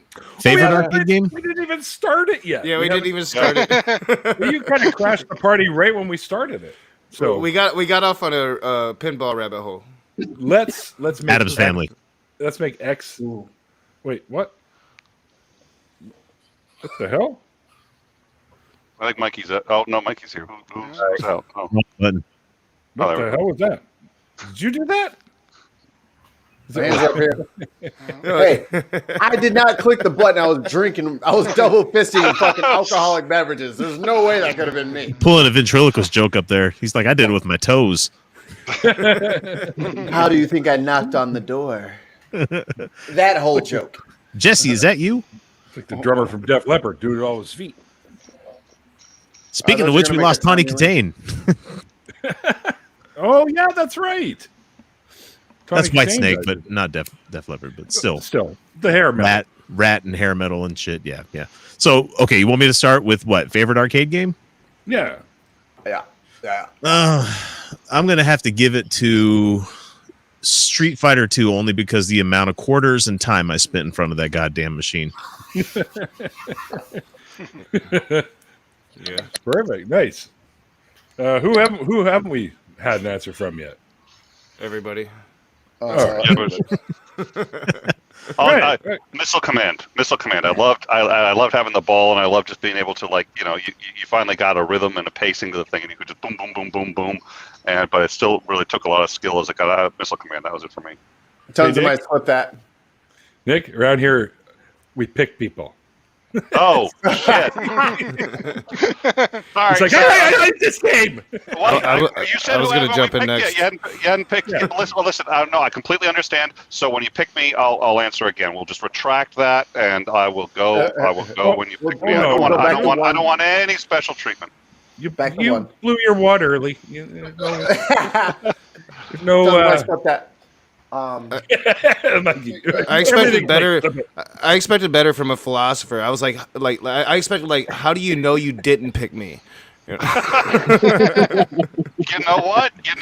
I should have. I stand humbled. You're absolutely right. That's where I should have gone. No. You're not short-circuiting my brain tonight. Not tonight, Nick. I put aluminum on under this. Aluminium. You learn that from Alex Jones? Yep. No. Slap shot. What's wrong? Putting on the foil, coach. All right, Rage, hit him. Wait, are you implying that there's not something I haven't learned from Alex Jones? Man. Hey, nice picture. I like that picture, man. So did I get picked? Yes. Hit it, Rage. Oh, it's easy, Galaga. Oh man, that was exactly Galaxian. That was a good game. I put a lot of quarters in that one too. For sure. Ollie Man. If I was to pick early, I'd say Joust. Later on, Dragon's Lair. Dragon's Lair was good. Yeah, that was good. That was a unique game, that one. Yeah. It was. I always secretly thought you couldn't win. I always secretly thought there was just no, because I'd never seen anybody do it, and it was just so. But it was a lot of fun. Absolutely. I've seen people win it. Yeah. Oh, yeah. It's just a pattern memorization. University had an arcade. A lot of people played there. Space Ace sucks compared to Dragon's Lair, in my opinion. Yep. Oh yeah, 100%. But Don Bluth animated both, so I mean they're pretty damn cool. Black Knight Pinball was quite good. All right, great. What about you, Randolph? Oh, you just went, didn't you? I've got a few actually. There's Black Knight Pinball, but I guess it had a multi-ball mode, which I liked a lot. That was hard to get, but when you got it, boy, it was fun. Outrun was a great game. It was the first one that had hydraulics to make the seat move as you're going over terrain and steering around and all this. It made it feel a little bit more interesting and almost real, I guess, is what some people were saying. I really liked. I remember that. Yeah, I really enjoyed Gauntlet. Gauntlet was awesome. The fantastic multiplayer, 4 people playing all at once. It was great. As long as somebody didn't get stuck in a corner and you all had to go back and get Wizard needs food. Yeah. But the best one was a game called Final Lap. And at the University of British Columbia, the arcade there, I went after school before I see my mom because she worked there. I stopped in the arcade and put quarters into it. And I was I loved that game. We can play up to 8 players all at once because each console had 2 steering wheels, so there's two players at a time. And they had 4 of them hooked up, so you had 8 players. And the best memory I have of that is, I guess you could call it early trolling. There was 4 or 5 guys, 5 guys that were playing, and I was at the other end, and I joined their game. I was acting like I was already playing, so they didn't suspect me. And then I was running them off the road and causing all kinds of problems. And then they were swearing and yelling, "Who the hell is that?" And then that was you.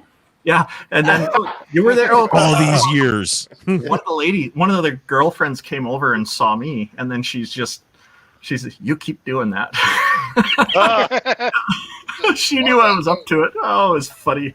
She gave me a few quarters playing. I'm not surprised. I could keep playing. So I said I'm out of quarters, so she gave me a bunch of quarters because they're going to be here for. And I just kept pissing them off. I'm not surprised.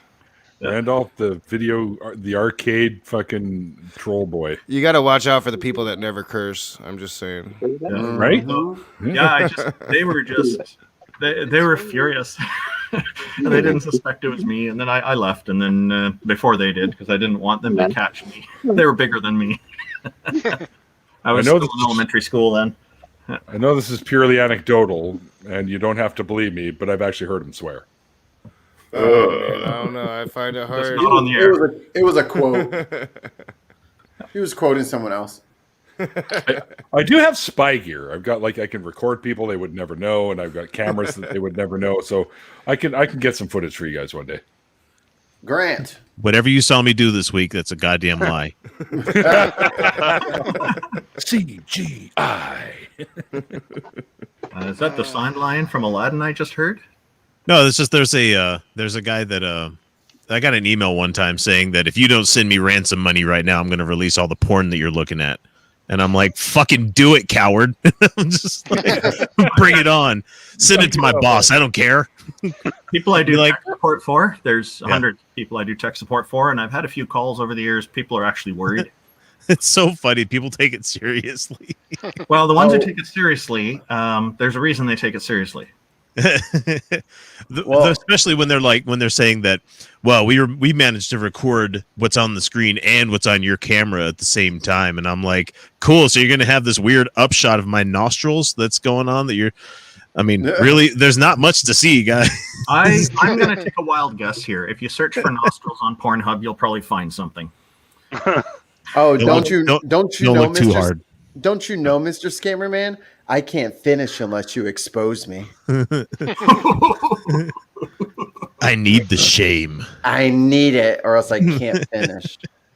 That could probably scare them off, Mikey. They're like, you know what? Never mind. I'll call somebody else.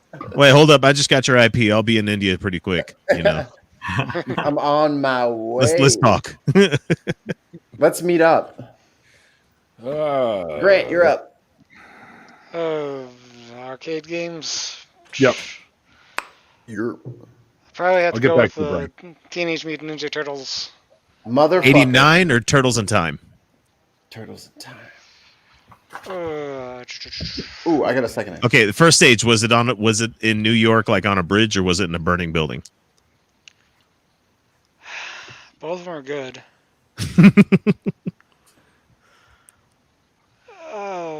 Turtles in Time gets it because you could toss the fucking foot soldier left and right when you get a good grip. That shit's great. I'm probably remembering the first one. I think I'm remembering the first one. That would be 89. Yeah, the first one had Rocksteady as the boss. Yeah. And then the Turtles in Time had Baxter Stockman in front of the Statue of Liberty. Oh, that's right. Baxter Stockman, the fly dude, right? Yes, you were right about that, Mikey. I love me Does some anybody Turtles.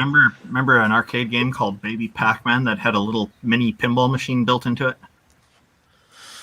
I remember seeing that, but I never played it. Oh, I played it.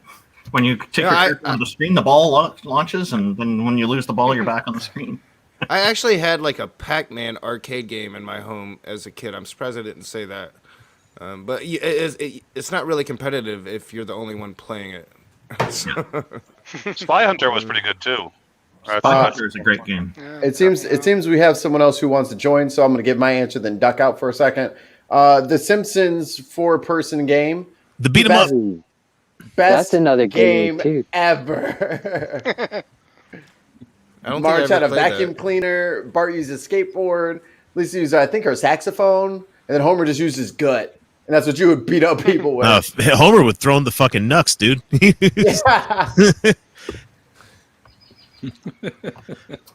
So, what's up, Oz? It's time for level 2 of the party now. Yeah. Oh shit! I guess I should bring my microphone down so I can talk. What up? What up? What's up, man? We're talking favorite video games. Arcade games. Arcade games, my bad. 1980s. What? Oh, it has to be 80s, then Street Fighter don't count. No, it doesn't matter. Doesn't matter. You didn't, Randolph, go back to building things. Past the time I'm allowed to make noise here, so. Yeah. I mean, if I gotta go older, I'll pick Robotron. Oh, that was a good one. Humble with your lumber. Galaga was good though. Go play with your. Yeah, Galaga was good. In the time, no, I'm not. No. Tumble with your lumber, Randolph. Oh, you want to get a look at my wood, do you? No. No. I think there's a bustle in your hedgerow over there, Randolph. You should check that out. Bustle in your hedgerow. Don't be alarmed. Not even close to what I asked for. Clip it. No, we won't be doing amputations on screen. Whoa. They only did that in the Bible, right? That's right. Well, that escalated quickly. Okay. Yeah. Whoa. Welcome. Escalated or erected? Oh, geez, here we go. Sake. So I see Rage is here. So Rage and Randolph, this is just for this is just for good memories right here. Let's go. Oz looks like a bobblehead.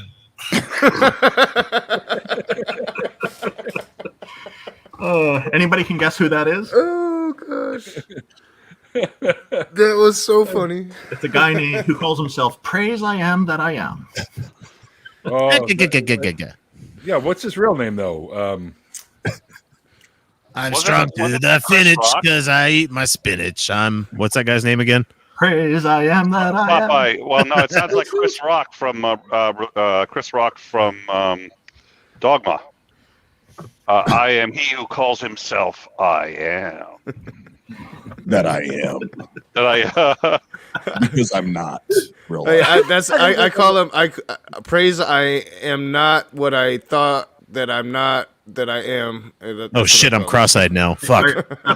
Rage, are you sure the thought part fits? Yeah, I'm not sure. I'm not sure. He did a part 2 to that stream. I'm not sure if you saw it, Oz. I haven't seen it. That doesn't say anything about us. It's about his community guidelines, but he titled it part 2 to that. I'm like, what are you doing? Clearly, he doesn't consider you to be part of the community. It was so weird. I'll just say, no matter what you're talking about, you are in the depths of disparity when you have to review a review of a review. Damn it! That's 3 degrees of meta. Fuck that. I'm thinking of doing a debate review. Well, at that point, we're just talking about satire, but he was dead serious. Exactly. Yeah. Okay, so that makes you the sadist, and whoever takes that stuff is the masochist. So, you sure about that? That's some very dom and sub relationship going on right there, man. and we weren't even talking about him. We were talking about his friend. You know? The guy who didn't. You contemplated why you as the Jehovah's Witness would call it, his study buddy. Okay, we're going to take a break for this for a quick second so Kendra can answer this question, because apparently Jenna asked this during the interview and I just didn't see it. So I totally missed that. My bad, Jenna. The question is, Jenna tried to ask Kendra a long time, have you contemplated why you, out of your siblings and general family around you, were not susceptible to the God belief? Someone want to play some Jeopardy music now? I mean, I could, but it's copyrighted. Oh shit!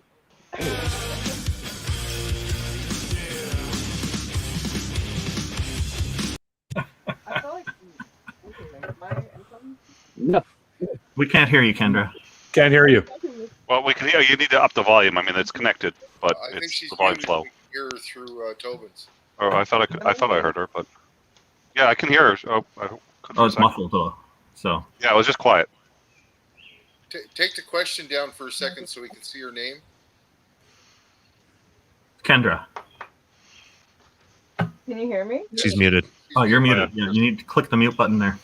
The microphone. This one. Oh. Yeah. There we go. We should be able to hear you now. Oh, that's why I could hear her through Tobin. That's why. Okay. All right. Okay, am I good now? Yes. Yeah, now we're getting the echo. So yeah, you mute yours, Tobin. Thank you. That's the question. I muted mine. Yeah. There we go. Mute Tobin. I like that. Would you like us to read it? Okay, am I good now? Yep, we hear you now. Yeah. I'm good? Okay. Okay, have I contemplated why? Yeah, even whenever I was little, I was contemplating that, even at a really young age, because everybody around me, like, wholeheartedly believed it. Like, breathed, eat, slept that shit. Like, and they were so passionate about it, and I just couldn't, I don't know, it made me sad to see how much these people really believed in it, and I didn't. And I started to really question if there was something up with me, you know, because I felt like I was the only one that felt that way. Until my sister and my cousin, one of my cousins, we were able to talk, and they were just flat out like, yeah, no, I don't blame the shit either, which was really helpful, because other than that, I had nobody else to talk to about it until I was with Tobin. He was the only person I'd feel comfortable and felt safe being able to really express how I feel about it, you know. That's and knowing that excellent. he'd known me forever, you know, so I knew he wasn't going to like turn me away or something like that. But I did question why. It just didn't make any sense to me. Like, I don't know. But it is weird. It was a weird feeling like that, and then seeing everybody else around you really believing in it, and you didn't. Yeah, I was definitely questioning, why, why that is. It is weird. But it's nice to know that I wasn't the only one thinking that way, especially when I met Tobin, and then I started watching all of y'all, and then was really realizing, okay, well, I'm not alone, in it, thinking that way. Well, Neil's got quite a long series of hundreds of deconversion stories, so that's probably even more than what you're thinking right now. Yeah, I always thought that I was the only atheist out of my siblings, and I learned like recently both of my brothers are. They just don't talk about it. Yeah, I used to think they don't know who else is. Yeah, I used to think I was the only atheist in my extended family, but recently learned that some cousins of mine had been basically atheists their whole lives. Well, that's why what's the new term? Oh my God, I can't believe I can't not non-believer, but somebody who doesn't, or the nuns. Yeah, the nuns. The reason I think that's so important is because, I mean, really, by at least my accounting, they're atheists. They don't have a belief, but they're not active in it. They don't sit there but when you take that into account, I think there are far more nuns than we tend to think. Yeah. But because they're kind of quiet and they're in a culture that doesn't really approve of that anyway, at least in the U.S. I think there are a lot more of them out there than people think. Yeah, I kind of stray away from the term nuns because people keep. Are they naughty? Yeah, exactly. See, that demonstrates the point perfectly, Outcast X. Because and then you must spank us. Because people are ending up using it with Catholic nuns all the time. Well, you have to be. What? You do have to be specific, and that's even when I say it when I refer to the Pew, research, because they use the word nuns. It's not NUN. Catholics, don't get your panties in a bunch. NONES. But my wife and I were talking about this just a night or two ago.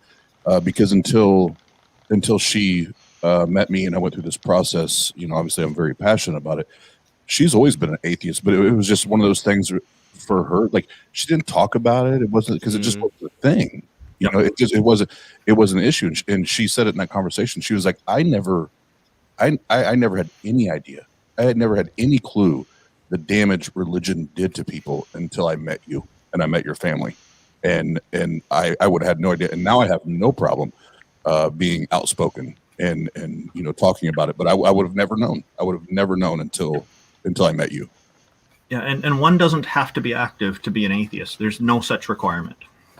Yeah, I mean, for both of my brothers, it would jeopardize their social positions to really come out and be, to actually say what they believe.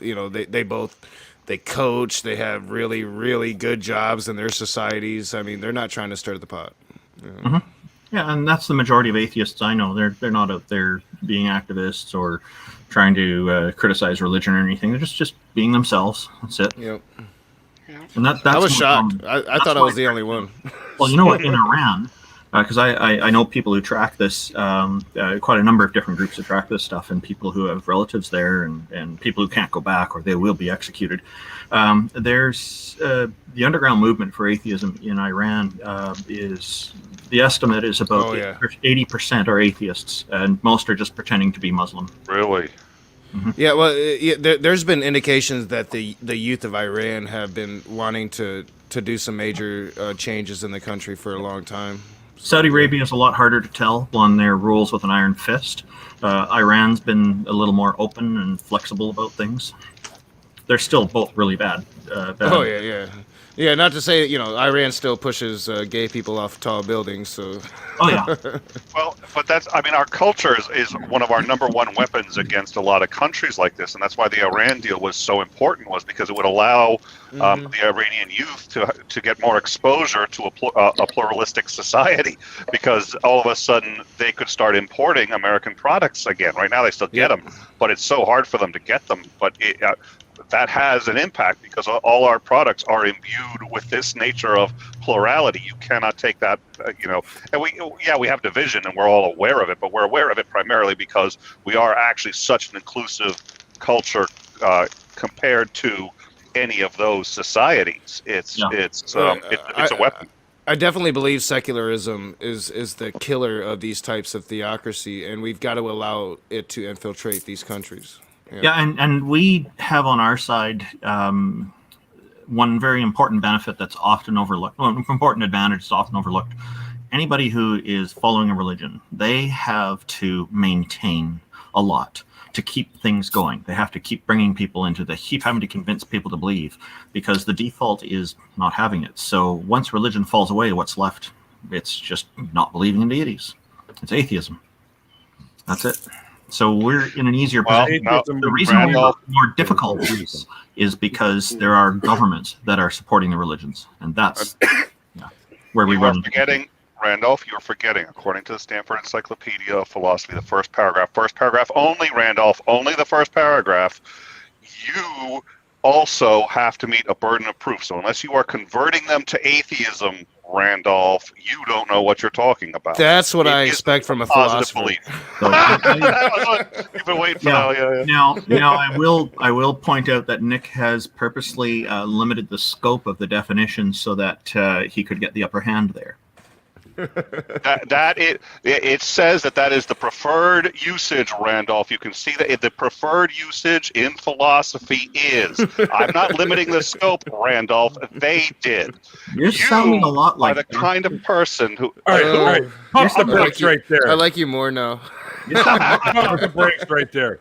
Before you even carry on, I'm taking bets here. I'm going to see what we got going in here. So, we'll have to pick Nick or Randolph, and who do you guys want?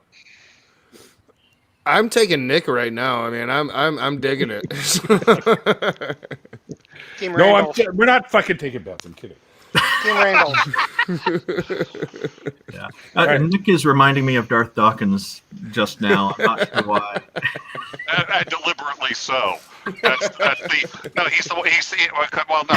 he had said that to me too, and I was just like, I've read the entire definition, so I know that when you say, I know why you're sticking to the first paragraph, and it ain't because that's the definition. I was like, and second of all, there's also the Oxford and Cambridge Encyclopedia of Philosophy, which guess what?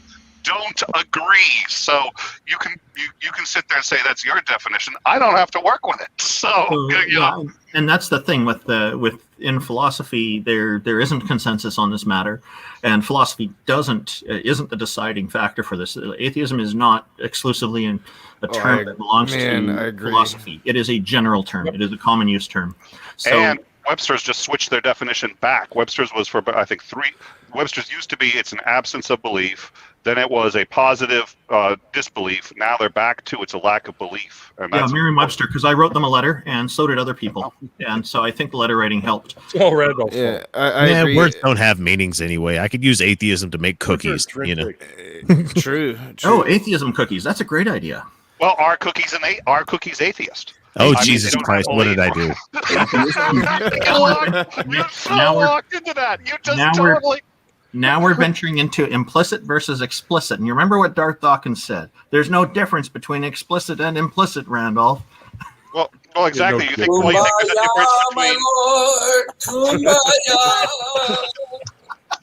difference Do you think there's a difference between an implicit and explicit cookie? Do you think the reality of the existential, the ontology of the cookie? The explicit one has a dick. That's what I'm just saying. Nick, I think it really depends on the individual cookie. Oh, dear Lord. There's no talking to you. Well, we'll be talking tomorrow. That's right. We will. I forgot. We literally will. You're going to be on the show tomorrow. That's right. Okay.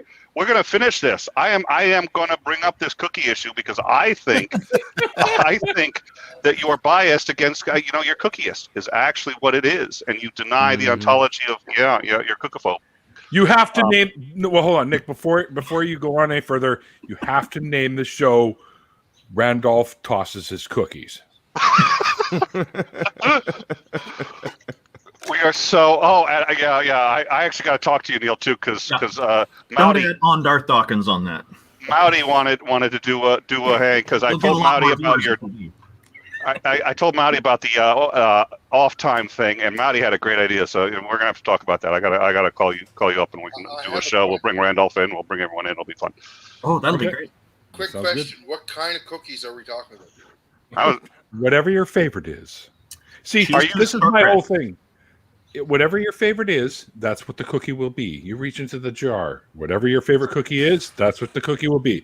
Just like God could have written a fucking Bible because he's magic and could have made it in any fucking language that no matter who picked it up, they'd be able to fucking read it. Listen, Seventh-day Adventist cookie. Neil stole a cookie from the cookie jar. If he was an omni-god, he would be able to write his message.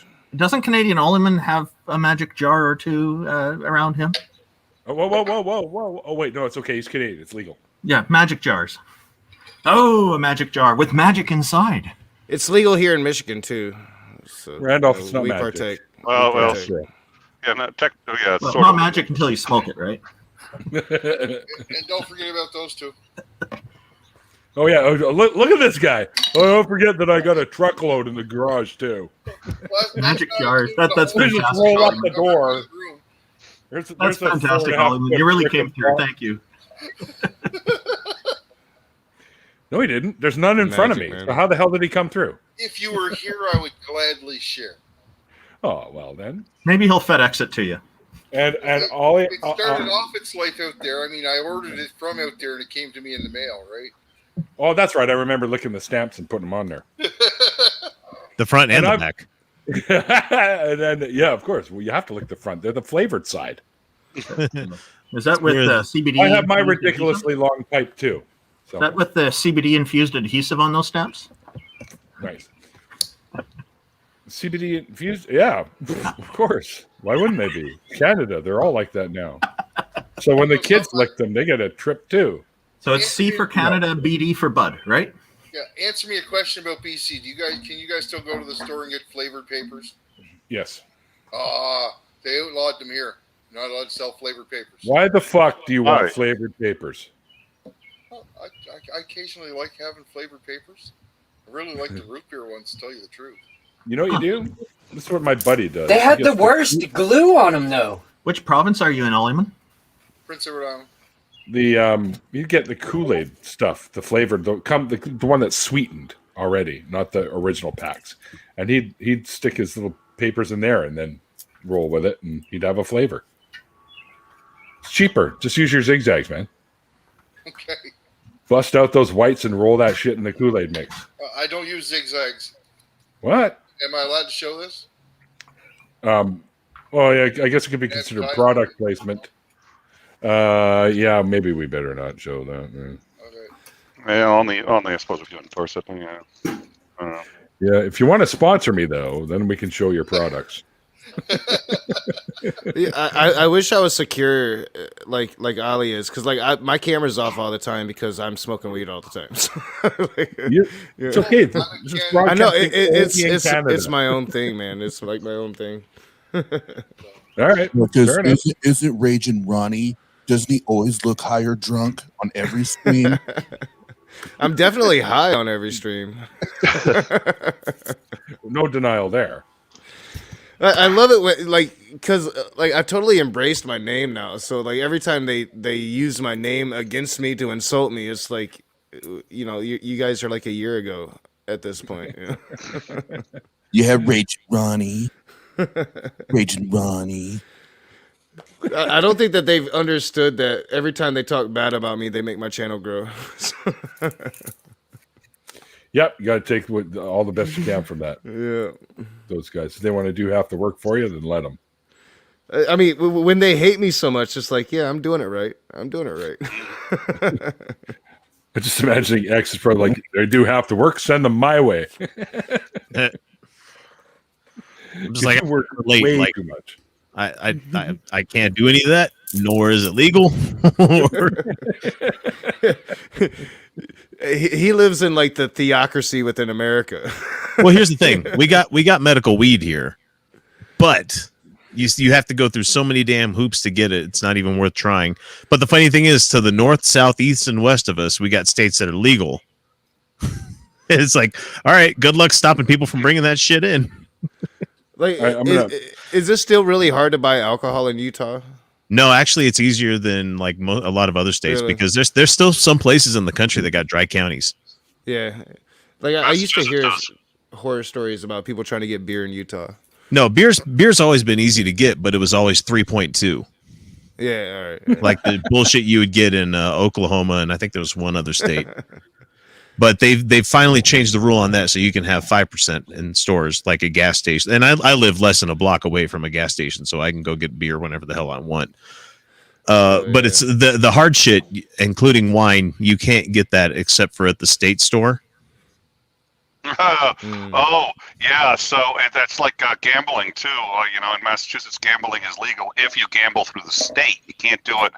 You can't do it except through the state. That's the state store for selling liquor does the same fucking bullshit. Yeah. So any bottle of anything that you get in the state that usually comes in from out of the state, you're paying about a 30% tax on top of. They sin tax us like a motherfucker, but we paid for all the public schools through our drinking last year with the coronavirus. Hell yeah. And I like how you said all the hard shit, including wine. Yeah, according to Utah, right? Well, wine is hard shit because it's wine is 5%, so it's over 3.1. And for the longest time, I don't know if they've rescinded this one, but you couldn't get shit like Bartles and James or wine coolers at the grocery stores and the gas stations and shit because they were afraid kids would mistake them for being like drinks that they could get. And I'm like, kids can't fucking buy them. What are you talking? Oh dear Lord! Nobody drinks Boone's Farm because they want to, Oh man, we only drank it because we could steal it. And Twist Top, the fucking Twist Top. the MD 2020. Oh, Mad Dog. Hey, I just finished my bottle of fucking Old Crow, and I'm never buying that shit again. Some Wild Irish Rose, St. Ives, little Old E. 800. Yes. I'm gonna cut in for a quick second here. Mikey's got to go. So I'm sleepy boy. I didn't get a lot of sleep last night, and I'm on like 3 hours of sleep. So I'm gonna go nap time now. Nice seeing y'all. Good to see you, brother. Thanks a lot for everything you do, my brother. Thank you. See y'all later, and fuck. Whoa! Shots fired. Ouch. Jeez. And then he ducks out on you too. You're like, fuck. Yeah. And that's why you laughed off because Mikey being his usual friendly self again. Well, he had to do it on the way out because he couldn't stand behind that. Only a little. That's right.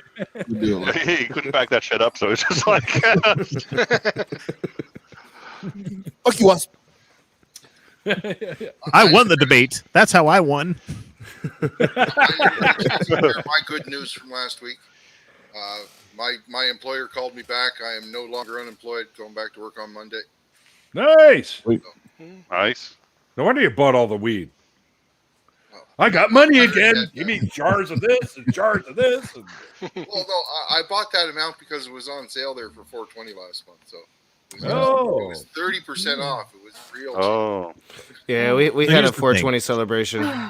I would have weed, except for the fact that it seems like anytime there's a random drug screening at my work, they're like, we need the Mormon, the other Mormon, the other Mormon, and that ex guy. Like, hey, what are you trying to say? The fuck you trying to say, man?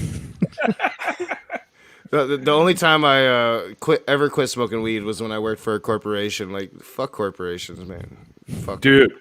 We got bought out from a big corporation. I used to work. The company I worked for was originally called M&R Environmental, which was my boss's last names, the two that started it.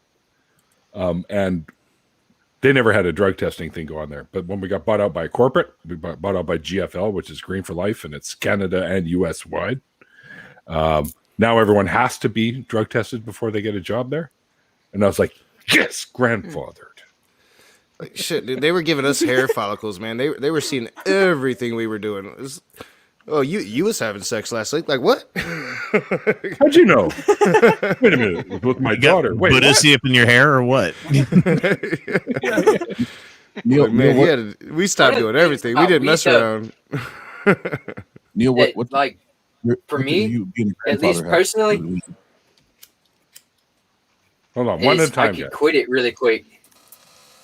Like I've had to stop smoking weed and go do your job. But it was never really that difficult to just put it down. No, it's not. No, yeah, it's not. Oz. I can't smoke it. It makes me paranoid as shit. But really, yeah. But Neil, you said something about grandfather. What does anything do with you being a grandfather or feeling like you're a grandfather have to do with getting high? Oh, I see. You're trying to make the connection there. Well, you know, Papa Neil, you know. Oh, Papa Neil. Paul, are we there yet, Papa Smurf? Not far. I see the resemblance now. Jesus Christ! Right? All you need is the white hat that does a little curling up thing at the top of it. You would fit in. And some blue paint. No, you don't do blue face, man. That's wrong. Yeah, but you can't do zombie Fair. Yeah, there you go. I've done the zombie one year. A buddy of mine built his whole house was a haunted house, and he had a trail out the back that was all covered in dry ice, so there was fog and shit everywhere. And I would rise up, and I was like, "Oh, it was all professionally done," and scared the shit out of kids, man. This is only a 2-year-old. I'm like, shouldn't have brought him in here. Toughen that fucking kid up. We took all the teeth off of a chainsaw for Halloween's. We called it the Allison chainsaw, and we would jump out of the woods and scare kids. Man, it was like my favorite holiday. So I made a mistake a couple years back, and I just started hanging around the woods, wearing clown masks and shit. And I didn't think it was going to become a big problem, but you can't do that kind of thing now. Yeah. So I'm sorry about that, everybody. That was my fault. I didn't mean to scare everyone. I remember that clown shit, X, man. That shit was crazy. I'm about to go into my tickle trunk. Don't ask. And get out my jester costume because it's got the big boingy thing. That's what this comes from, and it looks just like this. Tons of mice. If you don't fucking clip tickle trunk. Oh, he's done it before. We've been through this. I think you were with us, were you not? When we were talking about Mr. Dress Up show, and he had the tickle trunk. No, I remember that. Yeah. That was a good show. Ernie Coombs was his name. He was basically like a typical kid Wasn't show. he a war hero? Yes, he was. FOCUS. What does that spell? Who the fuck said that? Oh, God. Flashbacks, man. Flashbacks. What was he trying to spell? I'm looking for lips moving and shit, and I'm like, okay, it wasn't the 3 people with avatars. It was like I heard somebody's ventriloquizing some shit over here. I'm like, what is going on? I heard FOCUS. What does that spell? Focus? The law of excluded middle. Focus, the shit that he can't seem to do. Hey, it's Russ. Were we just talking about Russ? We were just talking about Russ. Is that Texas barbecue? That's Texas barbecue. God damn. He got all bent out of shape. Darth Dawkins ain't right, I tell you what.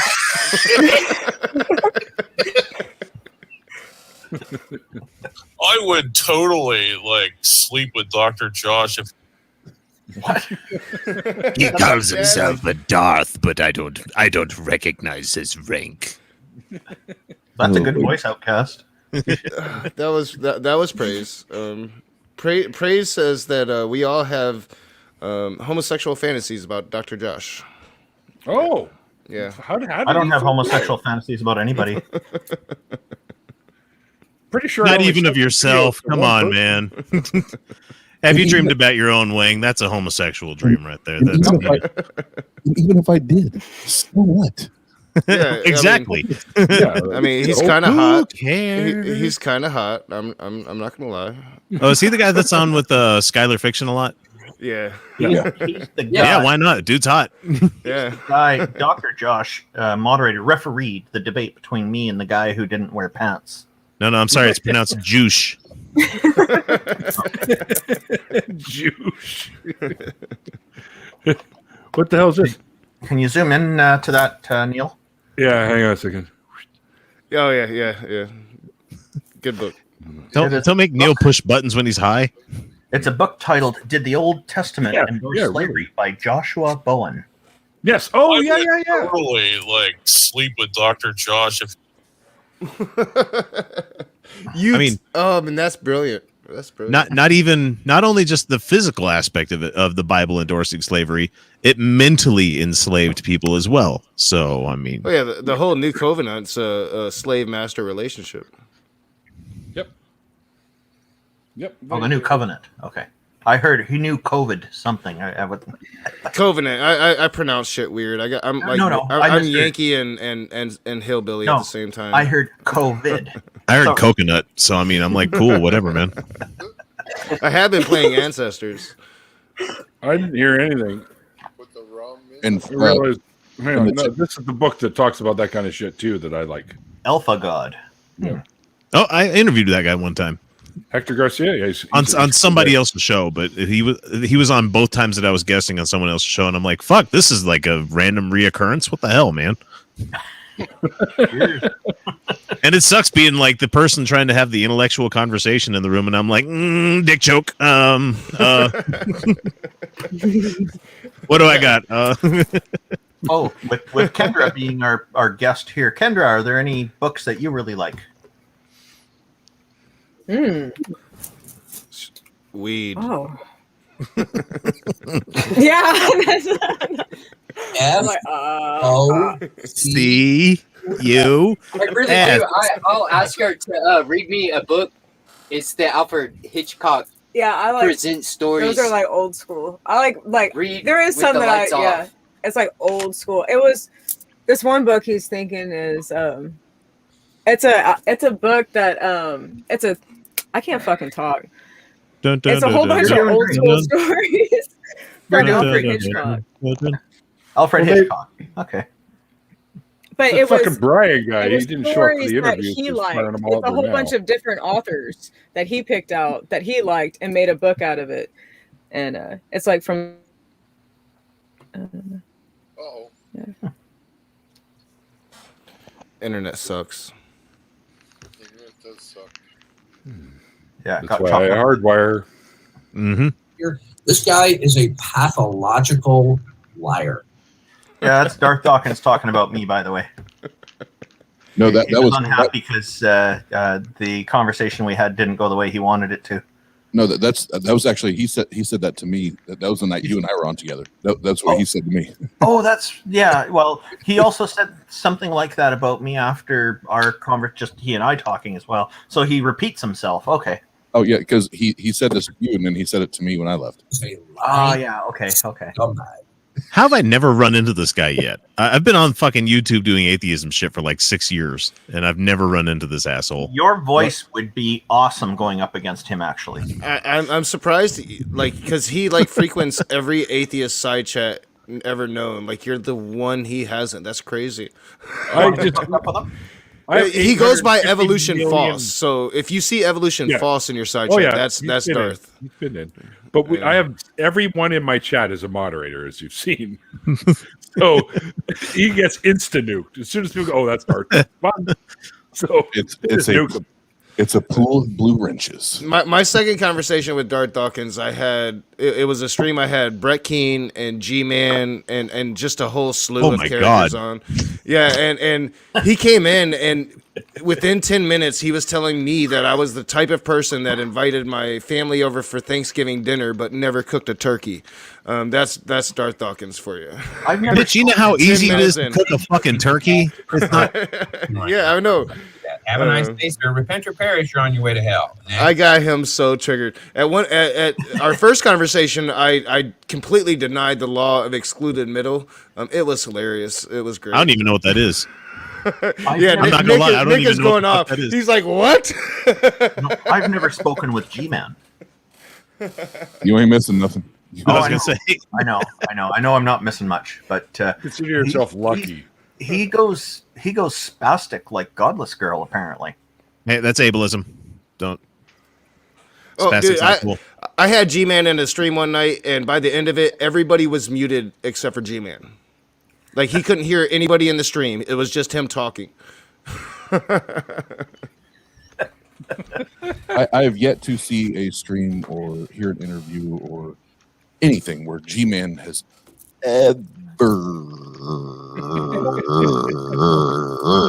presented himself to be even a little bit intelligent, like even a smidge. But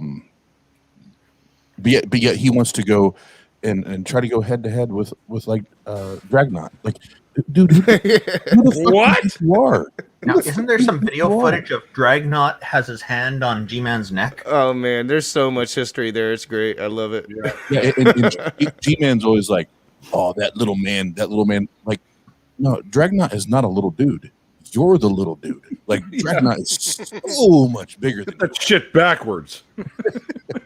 It's not even close. Yeah, I think if there's going to be a fight between G-Man and Dragnot, G-Man doesn't stand a chance.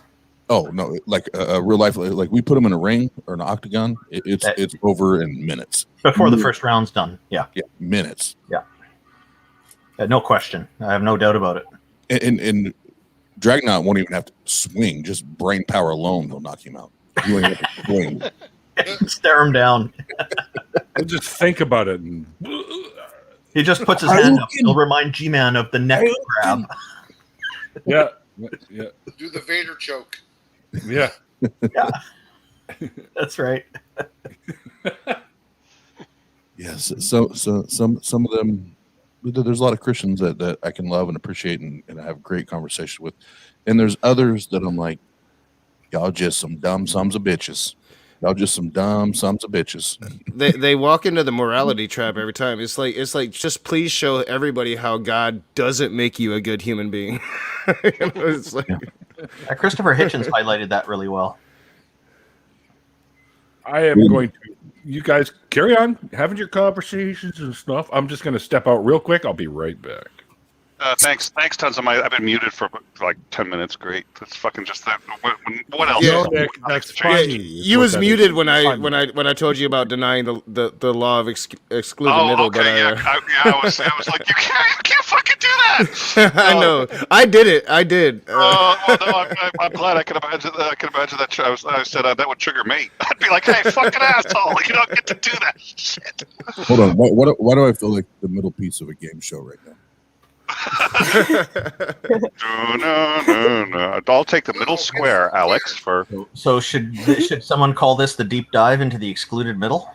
Oh, yeah. He's the excluded middle. We can't talk about him. Let's do this. Let's do this right. I don't do philosophy, although I'm like making myself. Oh yeah. We're gonna do the deep dive to the exclusive. And we have our guests: CDN, Tobin, Kendra, the Raging Atheist, Outcast X, Grant, the Minnesotan that hasn't said a damn word since I've been here, Randolph Richardson, and Nick. He told me a different name. Oh, the $400 Suitor. Shooter. We have it, and I'm your host for the night, and I have no idea what the fuck we're going to talk about. But this sounds like a great transition. So, Tobin, I think you should write a song about whatever just fucking happened right now. And then you're thinking the Raging Atheist should give us 16 bars right now. Right now. Oh gosh. I can't. Not right now on the spot. Oh, okay. Outcast X, you want to give us a fake message, like pretend you're a preacher or something funny? Send me money. Okay, Grant, we haven't heard from you all night. Would you like to pretend that you're a preacher? Give me money. Okay, well, everybody. That's all going to be all night is send me money. Thanks for playing along. CDN, would you like to pretend that you're a pastor? Not even slightly. Okay. How about all you have to do is say send me money. Nick has a $400 jacket, and he rotates. He buys a new one for every episode. Oh Jesus! Nick, you're really gonna pull that shit, huh? Nick, tell everybody how they can have their souls saved.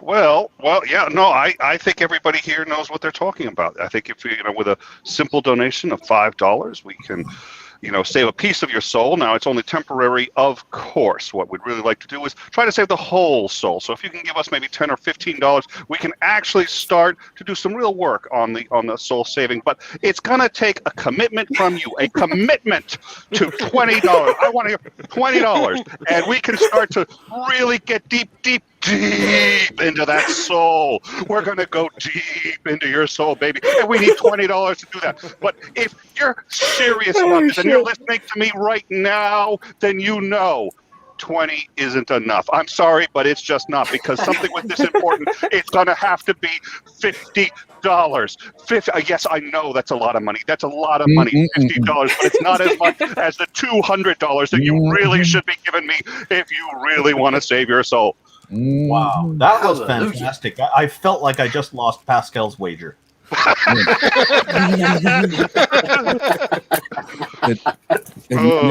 Nick, are you not grateful for our conversation earlier tonight? I know our conversation earlier tonight. I got me primed for it because we did the This was a highlight, though. This was a highlight. This was great. Yeah. Oh, good. Well, the funny thing is, I posted the first the thumbnails up on Tank for Saturday afternoon. It says, "I was reading my Bible," and that's all it says. And the whole thing is going to be 100% satire. I'm actually going to, and just so you know, this was all done before Nick and I's conversation. You can check it. The data's there. The whole thing's going to be me reading a Bible and pretending to be a healing pastor and asking for donations as healings happen. So it's one of the more satirical things that we do on the channel. Yeah, that's gonna be fun. Nick, thanks for playing along. That was great. Oh, that was fun. Oh, Nick, that was amazing. You did. I had to turn my camera off because my daughter just came to say goodnight. Yeah, I was like, should have seen me. I was getting into it, man. But okay. The eyes. What was your daughter's reaction? Save your life. Well, no, she just left, and I was coming back in. I had to unmute just to. Yeah.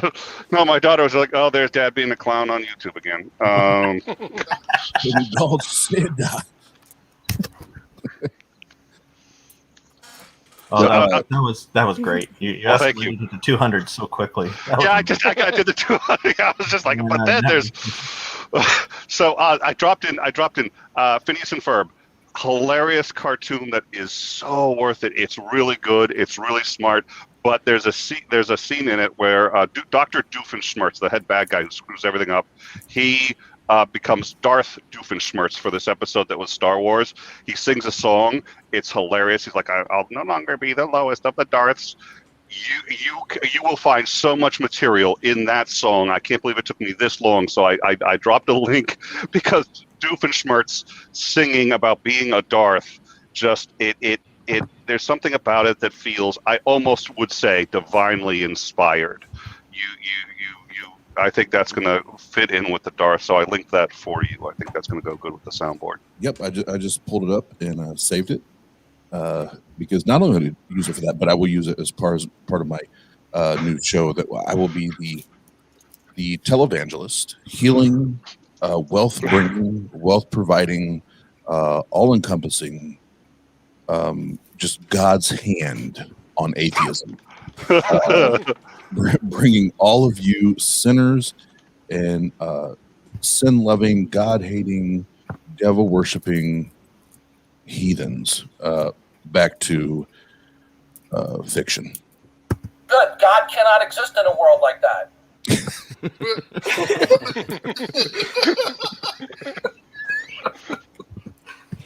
My head wanted to explode like John F. Kennedy. Holy shit! That's I hadn't heard that fucked one up. before. Oh my God, I've not heard that one. You want to hear the best one? Okay, let's do it. Listen. No, officer, I didn't rape her. I was just making love to her. Oh, yeah, dude.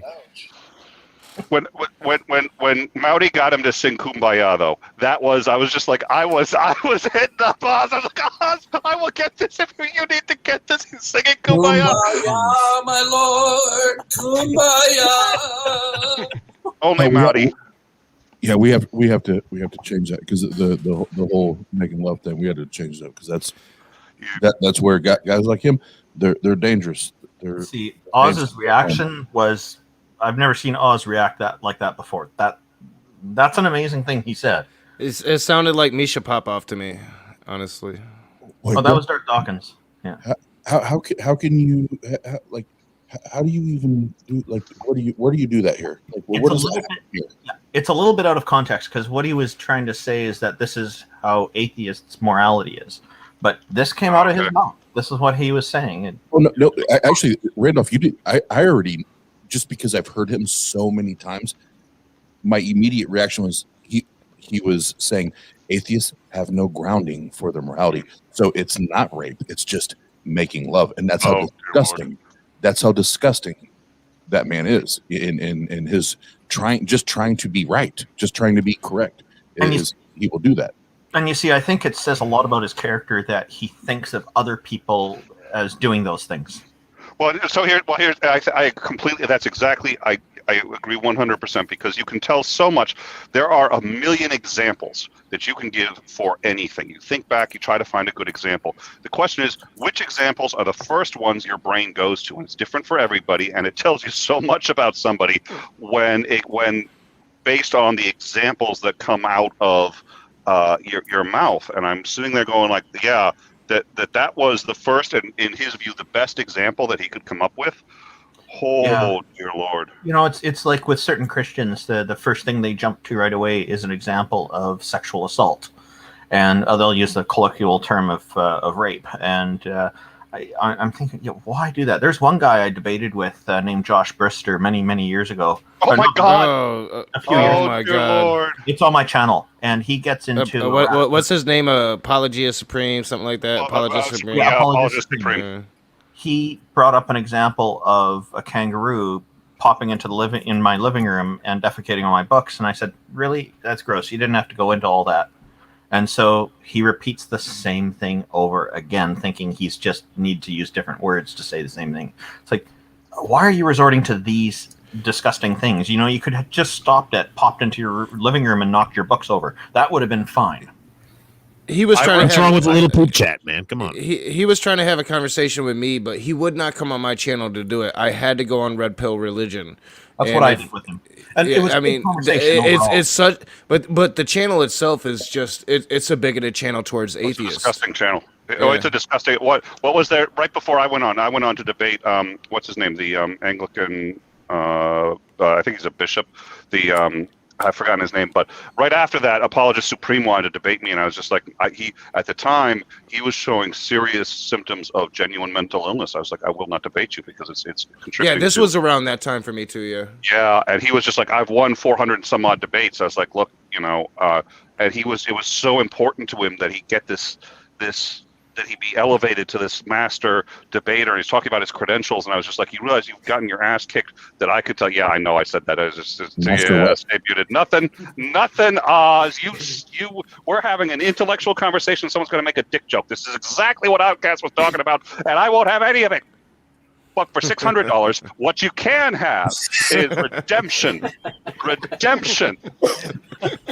Salvation. That's the other thing. Oh, I forgot. I mean, if you want to, if you like dick jokes, I mean, you can always come on my channel. I mean, I'm just saying that it's. I have no interest in coming on your channel. Thank you. Had really enough of that. You can show up and hang out. I'm not saying it's all dick jokes. We just take the absurdist view on just about fucking everything. Is the problem? Don't knock it till you try it, Nick. Yeah, well, on the channel. So how many times in the last 10 minutes has this episode on Neil 604 been demonetized? Any guesses? At least 100? Yeah, that's okay. Well, let's try to make it 200 just because he's not here. I think you guys should talk more about the clitoris. What does it say? Nick, now that I've heard Nick do the evangelical preacher, he's going to be, because I'm going to have a rotating guest. He's going to be one of them. Oh, I would love to. Because I have half my studio is like a YouTube studio, then the other half is a recording studio, where I love to produce music and write and all that. And I moved it. I had some other stuff going on today, but normally I have a MIDI keyboard to the left of me, and I can pull up and actually play an organ, like an old Rhodes organ, while I'm talking. And while we're doing that stream, I'll have that up, and when somebody gets to preaching, it'll have that on the organ as they get going. Oh, it's going to be priceless. I have it on good authority from some people in the chat sometimes that I should be learning the accordion. Yeah, my first attempt at satire ever, I played a character named Earl, which is actually my middle name, and I was a redneck Southerner racist, and my issue is I did it too well, and people thought I was a redneck Southerner racist. So. Duke of Earl. Jim Majors was supposed to do an episode with me. It was going to be Earl and Merle. We never got around to it, though. You should do it. You should do that. We should still do it one of these days. Yeah, you should. Yeah. That'd be funny. I'm even more excited now, Nick, for this charismatic evangelical movement that we're going to have on Atheist YouTube, where we're going to save the masses. I am so looking forward to it. We're going to see people not healed and not made wealthy. Well, no, I think some people are going to be made wealthy. It's just not the ones listening to the show. Can you guys try to remotely heal my amputation? I was circumcised. Anyway, folks. Foreskin. See, I'm just not even taking the fucking bait anymore, guys. Come on. Yeah, I was just like, I'm staying out of that one. I was just like, you know what? Well, what is it? Tons of Mice made it. Phantom Pain. Yeah. The Tons of Mice was making a joke about me being a master debater, and I said, of course, that's not me. I'm an orator, which means I'm a cunning linguist. Yeah. All right. Well, God damn it, Nick. Sorry, I couldn't help it. Nick has a quick wit, but he needs to go slow. A quick what? It's calling him a pump and dump. That's what he.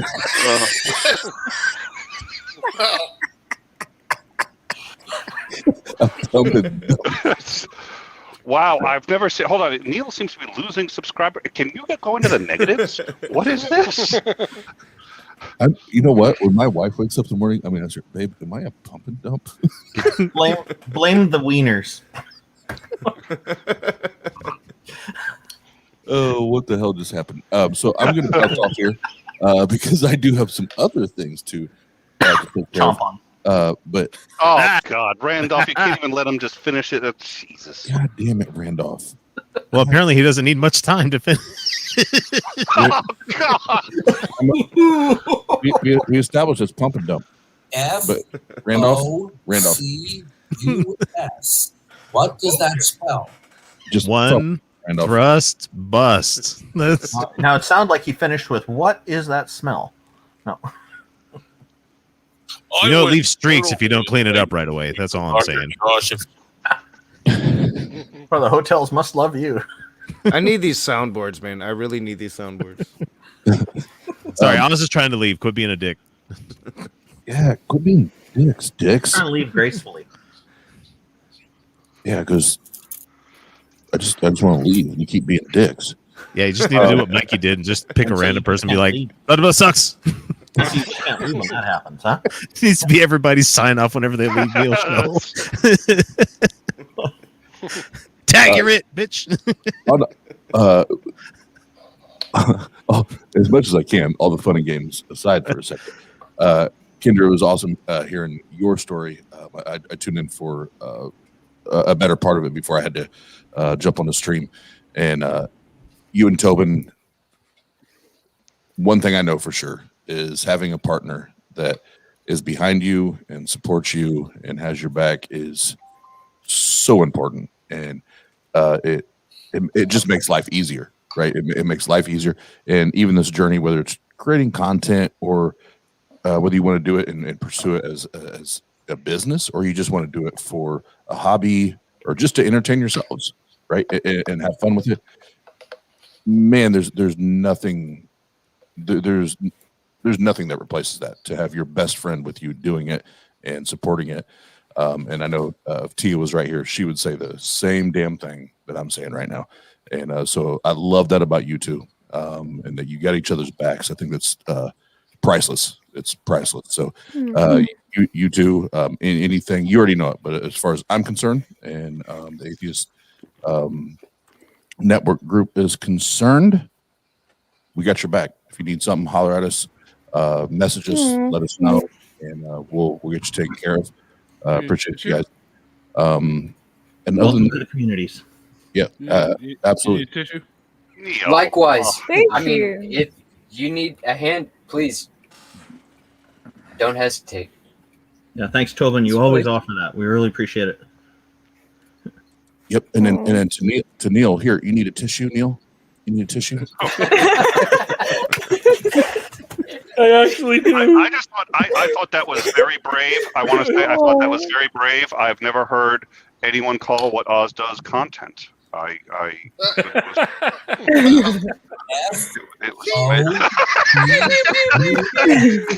What does that spell? Guy is a pathological. See, I hear that, and it's like MOON. Y'all don't get it.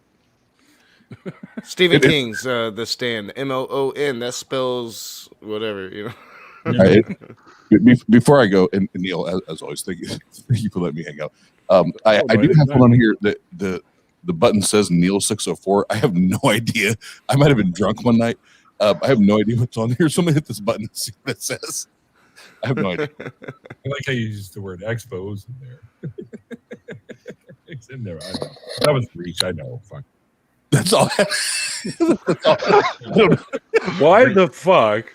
And, no, you know he was high as fuck. He was going like, "Oh, this is genius, man. This is going to be the best."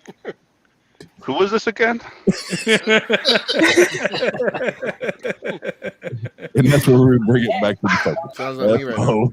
F-O-C-U-S. Well, Oz, you know I love being on your show. It was always a good time. Why don't you let people know where they can find you? The easiest is go to tart.live. That's the website, and the link tree and all that stuff's on there. We have at least one show every day of the week, and we're getting ready to have I think it's 2 days a week now. We'll have 2 shows on those days. So we're working on pushing out content. But what I want to focus on is we have Neil, the 604 Atheist, coming on for the next episode, or I'm sorry, the next edition of Whiskey, Scotch, and Cigars with no other than Dave Warnock, Captain Dadpool, Nate Diggity Diggity Dog, and myself. And what we're going to do is have a drinking game and talk about dumb shit in the Bible. That's going to be hilarious. It's going to be fun. Oh, I'm going to get a long conversation. There's going to be a lot to choose from. Yeah, it is. Because it's amazing. In about 4 hours, we make it from Genesis to Revelation. So you can imagine how many drinks are involved and how much we skip. Frustrated what's in on this. Yeah, that's on June 4th, actually. Yes, sir. So, I Friday night, so I'm good. Yep. If so you ever have a joints, blunts, or bowls episode, I'll join in. Joints, blunts, or bowls. Dude, Yeah. you know what, Yeah. man? Now that is something you could talk me into. Mm-hmm. I was about to say that you can probably find another crew to do that, but weed makes me feel like a goddamn crackhead. So that ain't my shit. That ain't my shit. I quit the tobacco and the alcohol, so it's like it's only weed for me. Yeah. Wow, good for you, man. I quit the crystal meth and, yeah, I haven't went that far, Oz. Come on now. Nobody go crazy now. But it's funny because Rage talked about earlier. Like I have so many haters online. They're like, Oz is a meth head. Oz is a crackhead. Oz is a heroin addict. He's a cocaine addict. And it's like, you guys understand that, like, I'm way too fat to be. I'm like, I'm too fucking broke to have a drug habit. Are you kidding me? Yeah, I have kids, motherfucker. I don't have time for drugs. I have, like, I can almost fill an entire football team with kids. I'm way too much overweight. Like, I'm not like obese, but I'm way too overweight to be addicted to meth or crack or anything like that. So stop with that shit. Like, you're just making yourself sound stupid. But no, I'll bounce off as always. Neil, thanks for having me, and we'll get anytime whiskey, scotch, and cigars in. And again, Kendra, great job tonight. And you and Tobin, you guys are fucking rock stars. And Nick, thanks for the conversation tonight. And everybody else, you're badass too. I'm out. Good night, Oz. Yeah, Oz, brother. Night, Oz. Oz is awesome, dude. He's awesome. He's funny. I'd have come in sooner. I'd have come in sooner. I had to decompress for like an hour after that conversation with him because he was on our show, and we were going to originally discuss sort of deconversions in general, and we just decided to discuss his. And it was like he went through some shit. So I was just like, afterwards, I was like, you know what? I'm gonna need some time. I'm just gonna need to take a little break. Man, there's few people that are as intense about me as I am about like religion, and Oz is one of those, man. He gets into it. He sure does. Well, yeah, he was open about everything, which is just the way he is. And one of the things I said is thank fucking God, because people aren't going to start dealing with these. So I thank fucking Randolph that, you know. Thank Walk and Tonka. Because no, you're supposed to say sorry. Jesus, for fuck's sake. Sorry about that. If people weren't honest about it, that's the only way you're going to overcome the stigma against the kind of shit that he went through. Everything from deconversion to his you know, all the other difficulties, which everybody already knows, but don't bear repeating right now. You know, he wants to normalize it, and I was like, there you go. That's a really noble thing. That's part of the normalization of atheism campaign that we started at Canadian Atheists. And we have a webpage set up to explain a little more about it. It's at www.normalizeatheism.ca. We're just using a very gentle approach to ask that atheists receive the same kind of reaction that theists receive. So when a theist says they believe in deities, it's just considered normal and they don't get chastised for it. So as atheists, we want the same thing, that we don't receive condescension or condescending kind of remarks or people worried about stuff. We just want it to be considered normal the same way the theists get this. So we're asking people to do less. That eye squint, when you say you're an atheist and they squint those eyes, you're like, huh? Yeah, we want people to just kind of see it as normal, because then that way, because it is normal, and because we believe it's normal to not believe things. But we're trying to use a very gentle and easygoing approach, and there have been a few theists here even saying this. So I'm quite glad about that. So, but Tart has taken it to a new level. They really are making it a part of their regular introductions and stuff like that. I'm just so pleased with what Oz is doing with all that. That whole group has been wonderful with it. I have nothing but good to say about them. When I tell people I'm an atheist, usually the first thing I get is, "But you're so nice." Yeah, fuck you! I ain't anymore, asshole. That's the condescension that we're trying to bring it into, because it just feeds into this old-fashioned idea that there's a stigma attached to atheism. There's no stigma for not believing in something. You know, it's normal, and that's what we're trying to present, and trying to encourage people to kind of talk about atheism in this manner, that this is normal. There's nothing special or crazy about it. There's no secret to the universe. There's no moral standard. Nothing there that's telling you how to live your life. It's just, we're all free. We just happen to not believe in deities, and that's the only difference, really. Otherwise, we're just people like everybody else. Yeah. We just don't have imaginary friends. Yep. I didn't hear any of that. Everybody's talking at the same time. Rage, go. Rage. I was just gonna say we just don't have imaginary friends. That's right. There you go. Well, that are deities at least. Speak for yourself.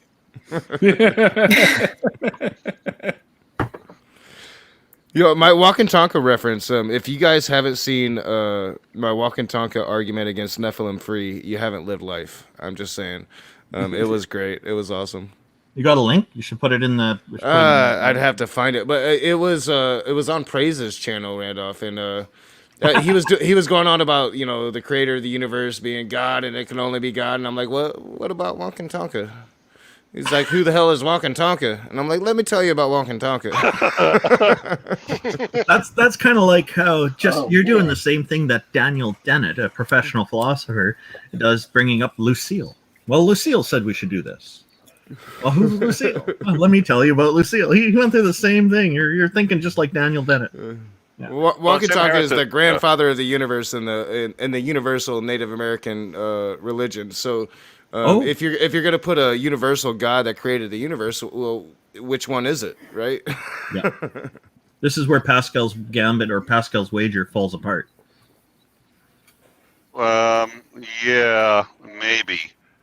I have a different theory on where Pascal's wager falls apart. It falls apart in multiple places. This is one key area because which deity and how do they rule out polytheism? Yeah, I don't think Pascal's wager was originally designed to do that. It was just designed to get you to believe in a higher.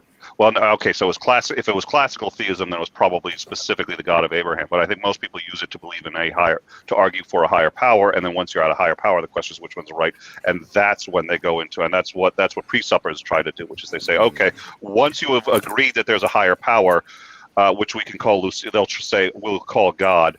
You should add the extra step. No, let's call Lucille or whatever we want to call. And then, okay, now let me convince you that Lucille is actually the God of Abraham and that the Bible is true once you've agreed to the fact that there has to be a higher power.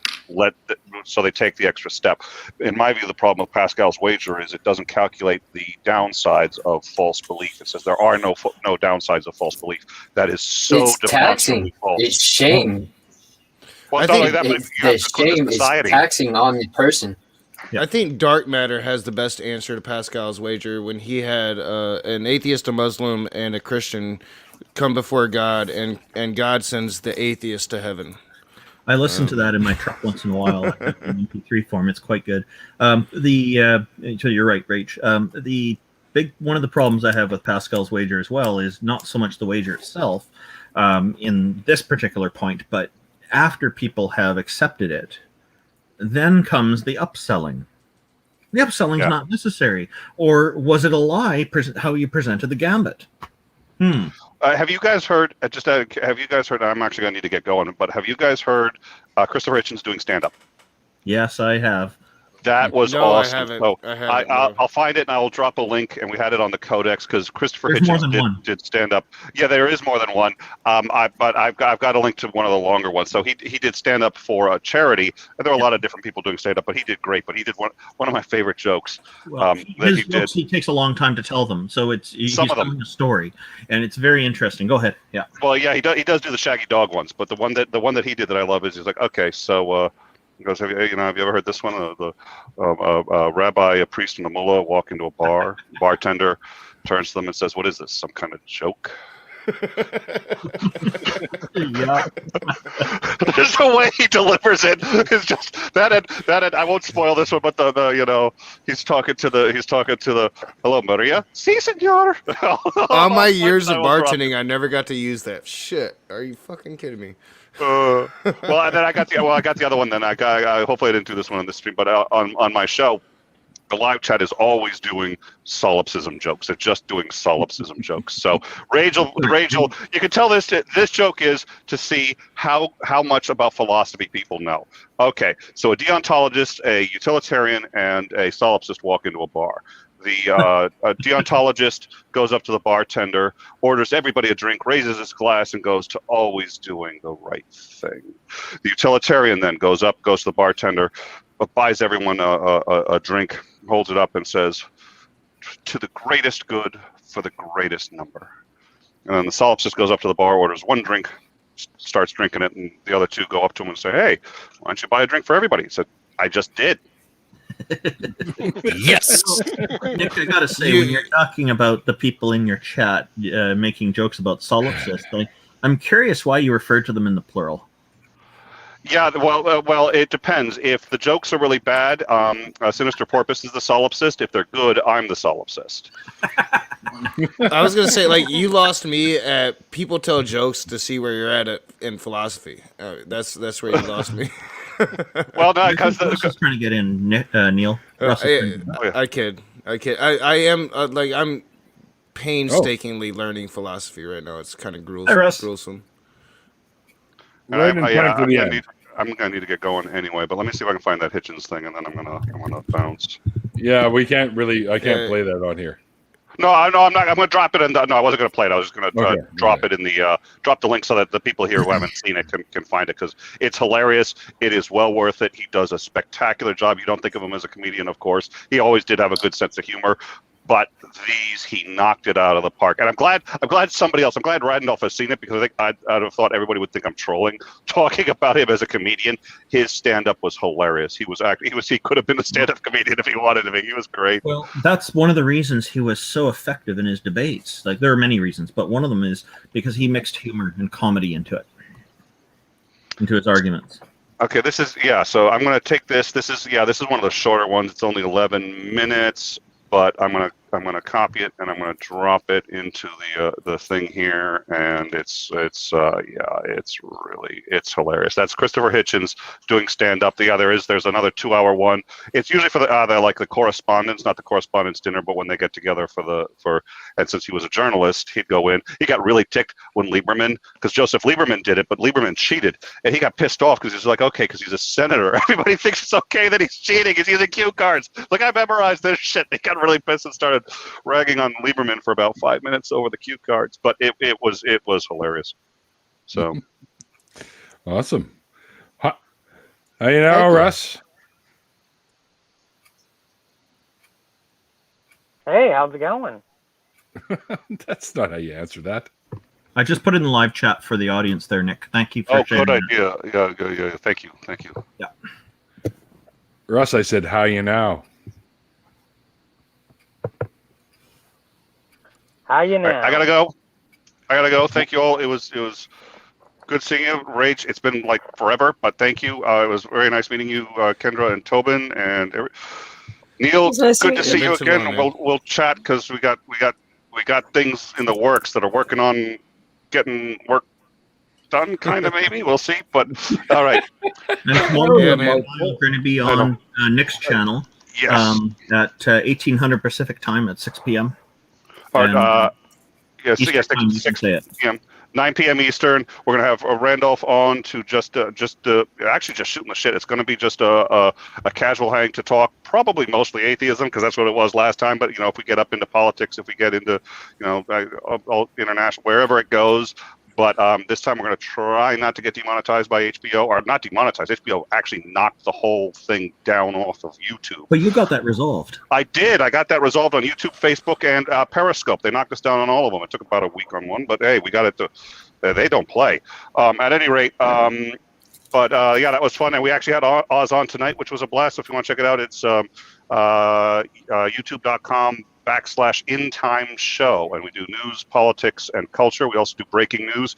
I have a sneaking suspicion we're going to have some, because we have a Discord. You can find it there, but we actually, on the Discord, we do discuss philosophy, politics, education. It's an educational show. It's an educational channel, but we try to have one of our shows is just discussions, and we bring on people and have discussions about like the social sciences, anything related to that, civics, and then we also just do news. So we're actually getting ready. We're ready, sort of in standby to go live, because it looks like Israel and Palestine are possibly getting ready to go at it. And if they do, we're going to be there. Oh, it's actually getting serious. We almost went live last night, actually, just because of the gasoline crisis in the U.S. But that's probably temporary, so we didn't do it. But we've covered, and the thrill of my life is we often beat major U.S. network sources to stories. We knew about the bombing in Iran, we knew before. Well, we knew it, and nobody in the U.S. was carrying it. By the time we went live, Fox News was the only other one carrying it, which I was like, okay, we beat CNN, MSNBC, ABC, all over them. And by the time we were done, we actually had. Hey, I'm going to say it. I think we had better coverage, but nonetheless, that's what we do. Thank you so much. Biased opinion. No, it's not biased. Well, listen, you have great coverage, Nick. You have great coverage. I appreciate that. Thank you. Well, when they downed the Ukrainian aircraft, we had on about 2 hours later. We had on a ex-Navy anti-aircraft gunner. And he said, this is how we would determine if it was friendly fire or not. At this point, they were saying it was just an accident. The thing just exploded in the air. They said, yeah, you can't say that because of XYZ. We broke the whole thing down. And we said, nope, we think it was a friendly fire incident that shot down the Ukrainian aircraft. And 48 hours later, Iran said that was it. We were the only ones who. So I was proud of that and all these other things. So thank you very much for the praise. And we really work hard. It's a lot of people. It's not just me. There's a lot of people working on it. And, we do our best. So thank you very much. See you tomorrow. Neil, thank you so much again for having me on. Great. Great. No, pitter patter. All right. See you. Bye. Good to see you. Later, Nick. All right. I got to wrap this up, guys. So I'm going to have everybody shill out their stuff, and then we're going to call her a night because it's almost 10 o'clock where I am, and I get up at 4 o'clock in the morning. So, yeah. I don't sleep very much. But anyway.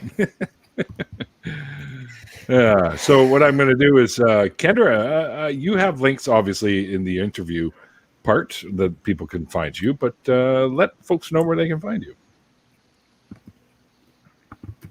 W, Kendra. I'm on Facebook and Twitter, but other what? No, carry on. That's it. Like I don't have a YouTube channel or anything like that. Okay. But one day, you and for a minute Tobin there, I will was do- talking. I thought I was muted. I was like, oh shit. No, you're good. Tobin, where can folks find you? Well, you can find me on YouTube. And what's really cool, on Atheist Edge, on the last 2 episodes, I am made an appearance in there. Oh, yeah? So Nice. y'all should go check it out. You can see. Oh, we can't hear you now, Tobin. Tobin, you're muted. Kendra. Yeah. But anyways, yeah. Sorry. Come check me out. Come jam out with me on YouTube. My name, Tobin Tippleman. I'm pretty easy to find on YouTube. Come jam out with me. Yeah. All right. And go check out Atheist Edge. Good old Jimbo. All right, X, where can people find you? Oh man, you can find me hosting the Utah Outcasts podcast every week, and we have that going live on Twitch on Saturdays at 8 p.m. Mountain Time. So adjust that for wherever the hell you live, and that goes out there as a podcast later on, and eventually it finds its way to YouTube because they're a bunch of assholes. Let's see. You can also find me on my solo channel, which is only on YouTube, so I shouldn't badmouth them too much. That's Outcast X. Go check me out because I did a video of a guy that was comparing Trump to Jesus being crucified this week because he can't be on social media. And the one that I put out today was me reading the Book of Mormon, and that fucking book sucks, man. So yeah, you can find me in lots of places. There you go. All right, Rage, what about you? Where can folks find you? Yeah, my main channel is The Raging Atheist. I roll around in the dirt with fundies. I have a new edited video channel that I just rolled out. Not too worried about that one right now. But yeah, I roll around with the fundies and rage. That's what I do. Hence the name. Yeah. All right, Canadian Alderman, where can people find you? I'm on the ACD Discord quite often. I hang out there all the time, and there's also the ACD D&D server. I host a D&D game on there, plus I participate in a couple other games. So if you're looking for an atheist-friendly D&D game, hit me up there. There you go. Grant, where can people find you, sir? I'm just this guy, you know? Some random guy on my stream. Yeah, basically. Brought up a Twitter account Yeah. because of you. So Oh, sure. Don't blame it on me all the time, man. I just said it would be easier for It's you. solely your fault. Solely your fault. And his Twitter name is Stone Monkey Lab Rat, by the way. So find him there. But there'll be Lab 1. Lab 1. Oh yeah, but your name is still. Never mind. I get confused. It's the Gummy Bears. I swear. All right, Randolph. Where can people find you? Well, I do have a YouTube channel at www.youtube.com/Randolph Richardson. That's spelled RANDOLF. On there, I have been posting debates and whatnot. In the near future, I'm going to be adding a playlist called Canadian Teletools, where I play back some of the conversations I have on speakerphone mode with telemarketers. And the kind of difficulty they have with me will hopefully be entertaining to people. Because I take them literally at things and waste their time. I've seriously been doing that. That's awesome. That's gonna be funny. I'm always fair with them. I ask them first, is this a telemarketing call? And if they say yes, then that's it. I don't waste their time. But if they say no, then it's time to play because they're lying to me. So I figure that's fair. You're being recorded. Are you okay with this? Oh no, it's legal for me to record them. Yeah, I looked into it. Yeah. Yep. So I know. Yeah. So it's just the way where they're calling me and they're trying to sell stuff. So it's fine. Don't worry, they're recording you too. Oh, I know. I assume they are. And there's been I don't have I started doing the recording this because in the past, sometimes the telemarketers get so angry with me, they'll make death threats. One of them threatened to come and rape my whole family. And I wished I had those recorded. I got the RCMP. Yeah, I got the RCMP involved, and they followed up, and they contacted them and got things sorted out. So that was good. And one was actually calling from Ontario, and that one was profusely apologizing when the RCMP called the office that he's from, because I couldn't see his real number, but I did the *57 so the police could access it. And so the officer called them, and then the officer called me back and said, "Oh, the guy's really apologizing. He's so what do you want to do?" And I said, to the officer, I said, "So what do you think? Do you think a warning is good enough for him?" And the officer says, "Oh yeah, that guy sounds really scared." I said, "Okay, tell the guy that you negotiated with me and you managed to talk me down to just accepting a warning." And the officer laughed and said, "I am going to do that." It was fantastic. I am so happy with the police doing that, because that guy, it really should not have threatened to rape my family. I know he was mad, so I don't want to press charges on stuff like that. Unless they're actually serious. He's another province. I'm not too worried, but I think he got the message. I'm quite sure. When I'm mad, I'm like, I'm gonna kick your ass. It's not like I'm gonna go rape your whole goddamn family. Well, there's a difference. I get mad, I'm just gonna punish my liver. I mean, I'm gonna get there's a difference between someone making a serious threat and just expressing anger. And I think when it comes to these telemarketers, they don't even know who I am. So it's obviously just expressing anger. So it's important to be reasonable, I think. But definitely a conversation with the police was appropriate. He wasn't, so somebody had to be. Yeah, so a conversation with the police was the right thing to do there, I think. That's all that was needed. So the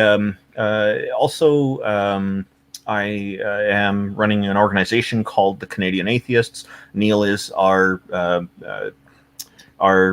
community advocate. Thank you, Neil. Your marijuana must be affecting me. So contact high. We're neighbors, so I blew it your way. Some vibrations coming through the air or something. Yeah. So anyway, so we're hoping that once the COVID-19 pandemic is it's safe enough for people to start gathering again, then we will proceed with our plans that are currently on hold because of the pandemic to start public gatherings and get-togethers. And we're also going to be running some events like an atheism convention where there will be speakers and presenters, and people will be able to get pictures with them after and all this kind of stuff. And so we're looking forward to all that.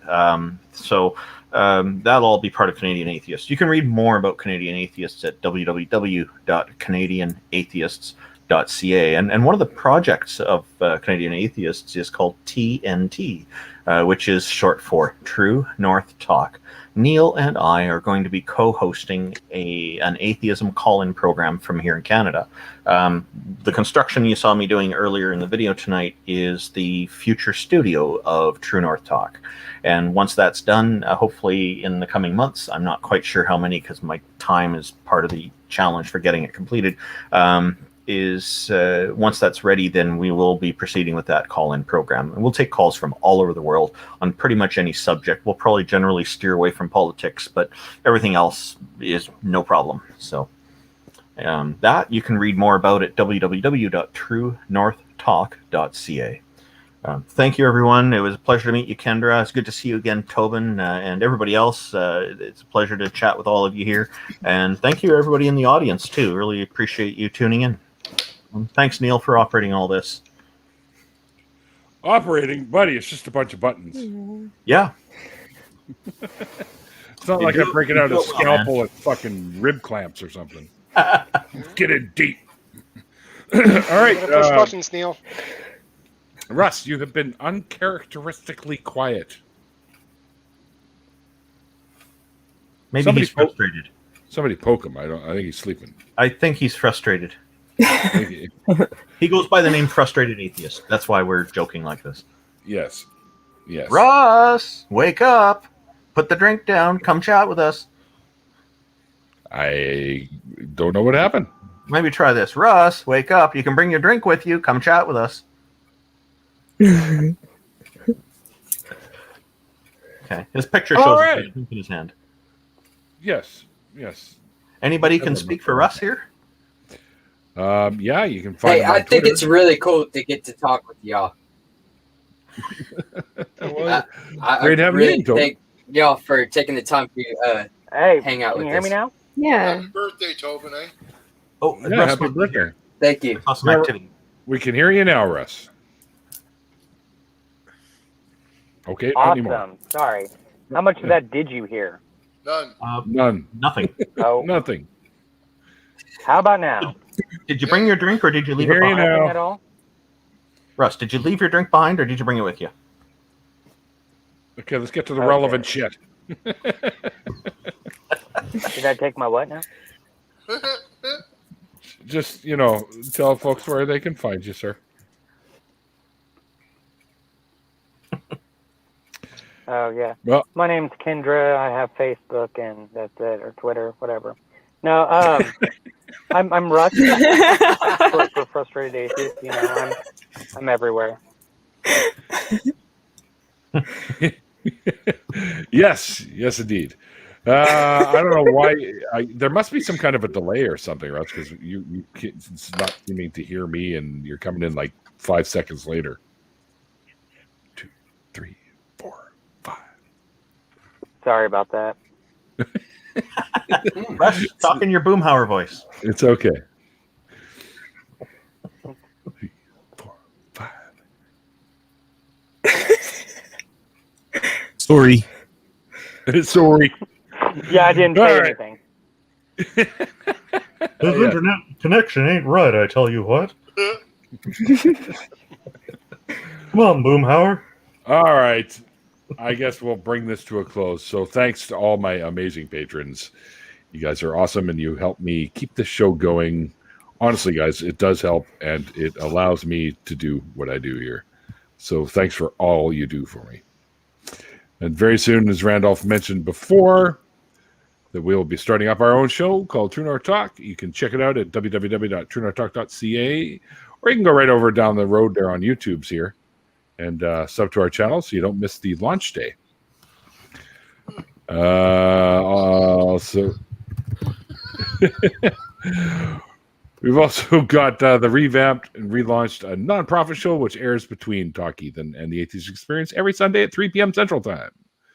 I don't know if you guys heard, but Talk Heathen's going to have some new hosts. V and Eric have retired from there, and they are going to be starting up their own channel.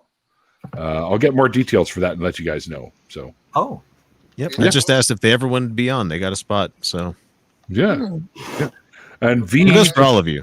What I understand, the show's going to be at 11:30 Central on Sundays. So yes. Yeah, so that's like 9:30 my time. I gave him shit for that already. I'm never up at 9:30 on Sundays, but I'll be there. But anyway, yeah, so come and check out the nonprofits. We got some great hosts on there, myself and Mikey and Jenna and Cynthia and Martin and Johnny, and there's so many. Jim Barrows pops in. Jamie Boone has been on. Oz, or no, has Oz been on? I can't remember if Oz been on. No, you haven't, Russ. X has been on, though. Giggity. And we're going to have, you never know when you might end up being a guest on the show. Because I always bring people up for Johnny all the time. And I brought you up, Randolph, but I don't think he's gotten in touch with you yet. Okay, that's fine. Whenever they're ready. I'm in no rush. Sure. I know there's probably other guests who are more interesting than me anyway. Why have I not been brought up? You're never fucking around. Frustrated. Ask your parents why you haven't been brought up. Yeah. Look, I just I went on a sabbatical for a little bit, and now y'all are gonna bust my balls about it. Of course we are. Rochambeau.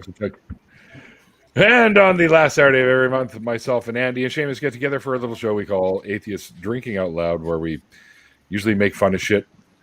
X joined us for the last episode, which actually ended up being halfway through the month because we were all sort of stuck with shit in the beginning of the month. But we're coming back at the end of May, so run over to Laughing in Disbelief channel and give them a sub there, and you'll see when we go live. Yeah, that was a lot of fun. Yeah, it was a great. Actually, we went OT with you, buddy. We went nice. 2.5 hours. We're like, whoa, that's unheard of. I have that effect. Okay, can you tell us about this picture you have up right now? What?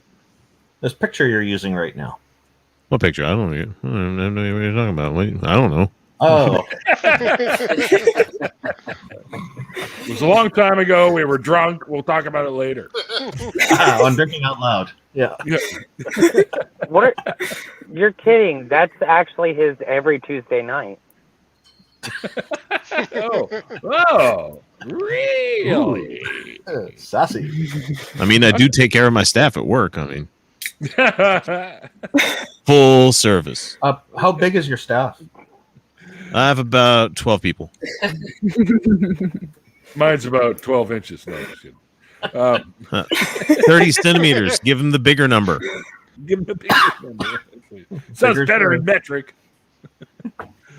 All right, everybody. Until next time, like I always say at the end of these And shows. this is where you do the Patrick from SpongeBob. Sure. Is mayonnaise an instrument? Boomhauer, have you been drinking again? God damn it. Shut up, all you. It's not my wallet. Like the late great Carl Sagan, this guy right here said, extraordinary claims require extraordinary evidence. And we will see you guys next time.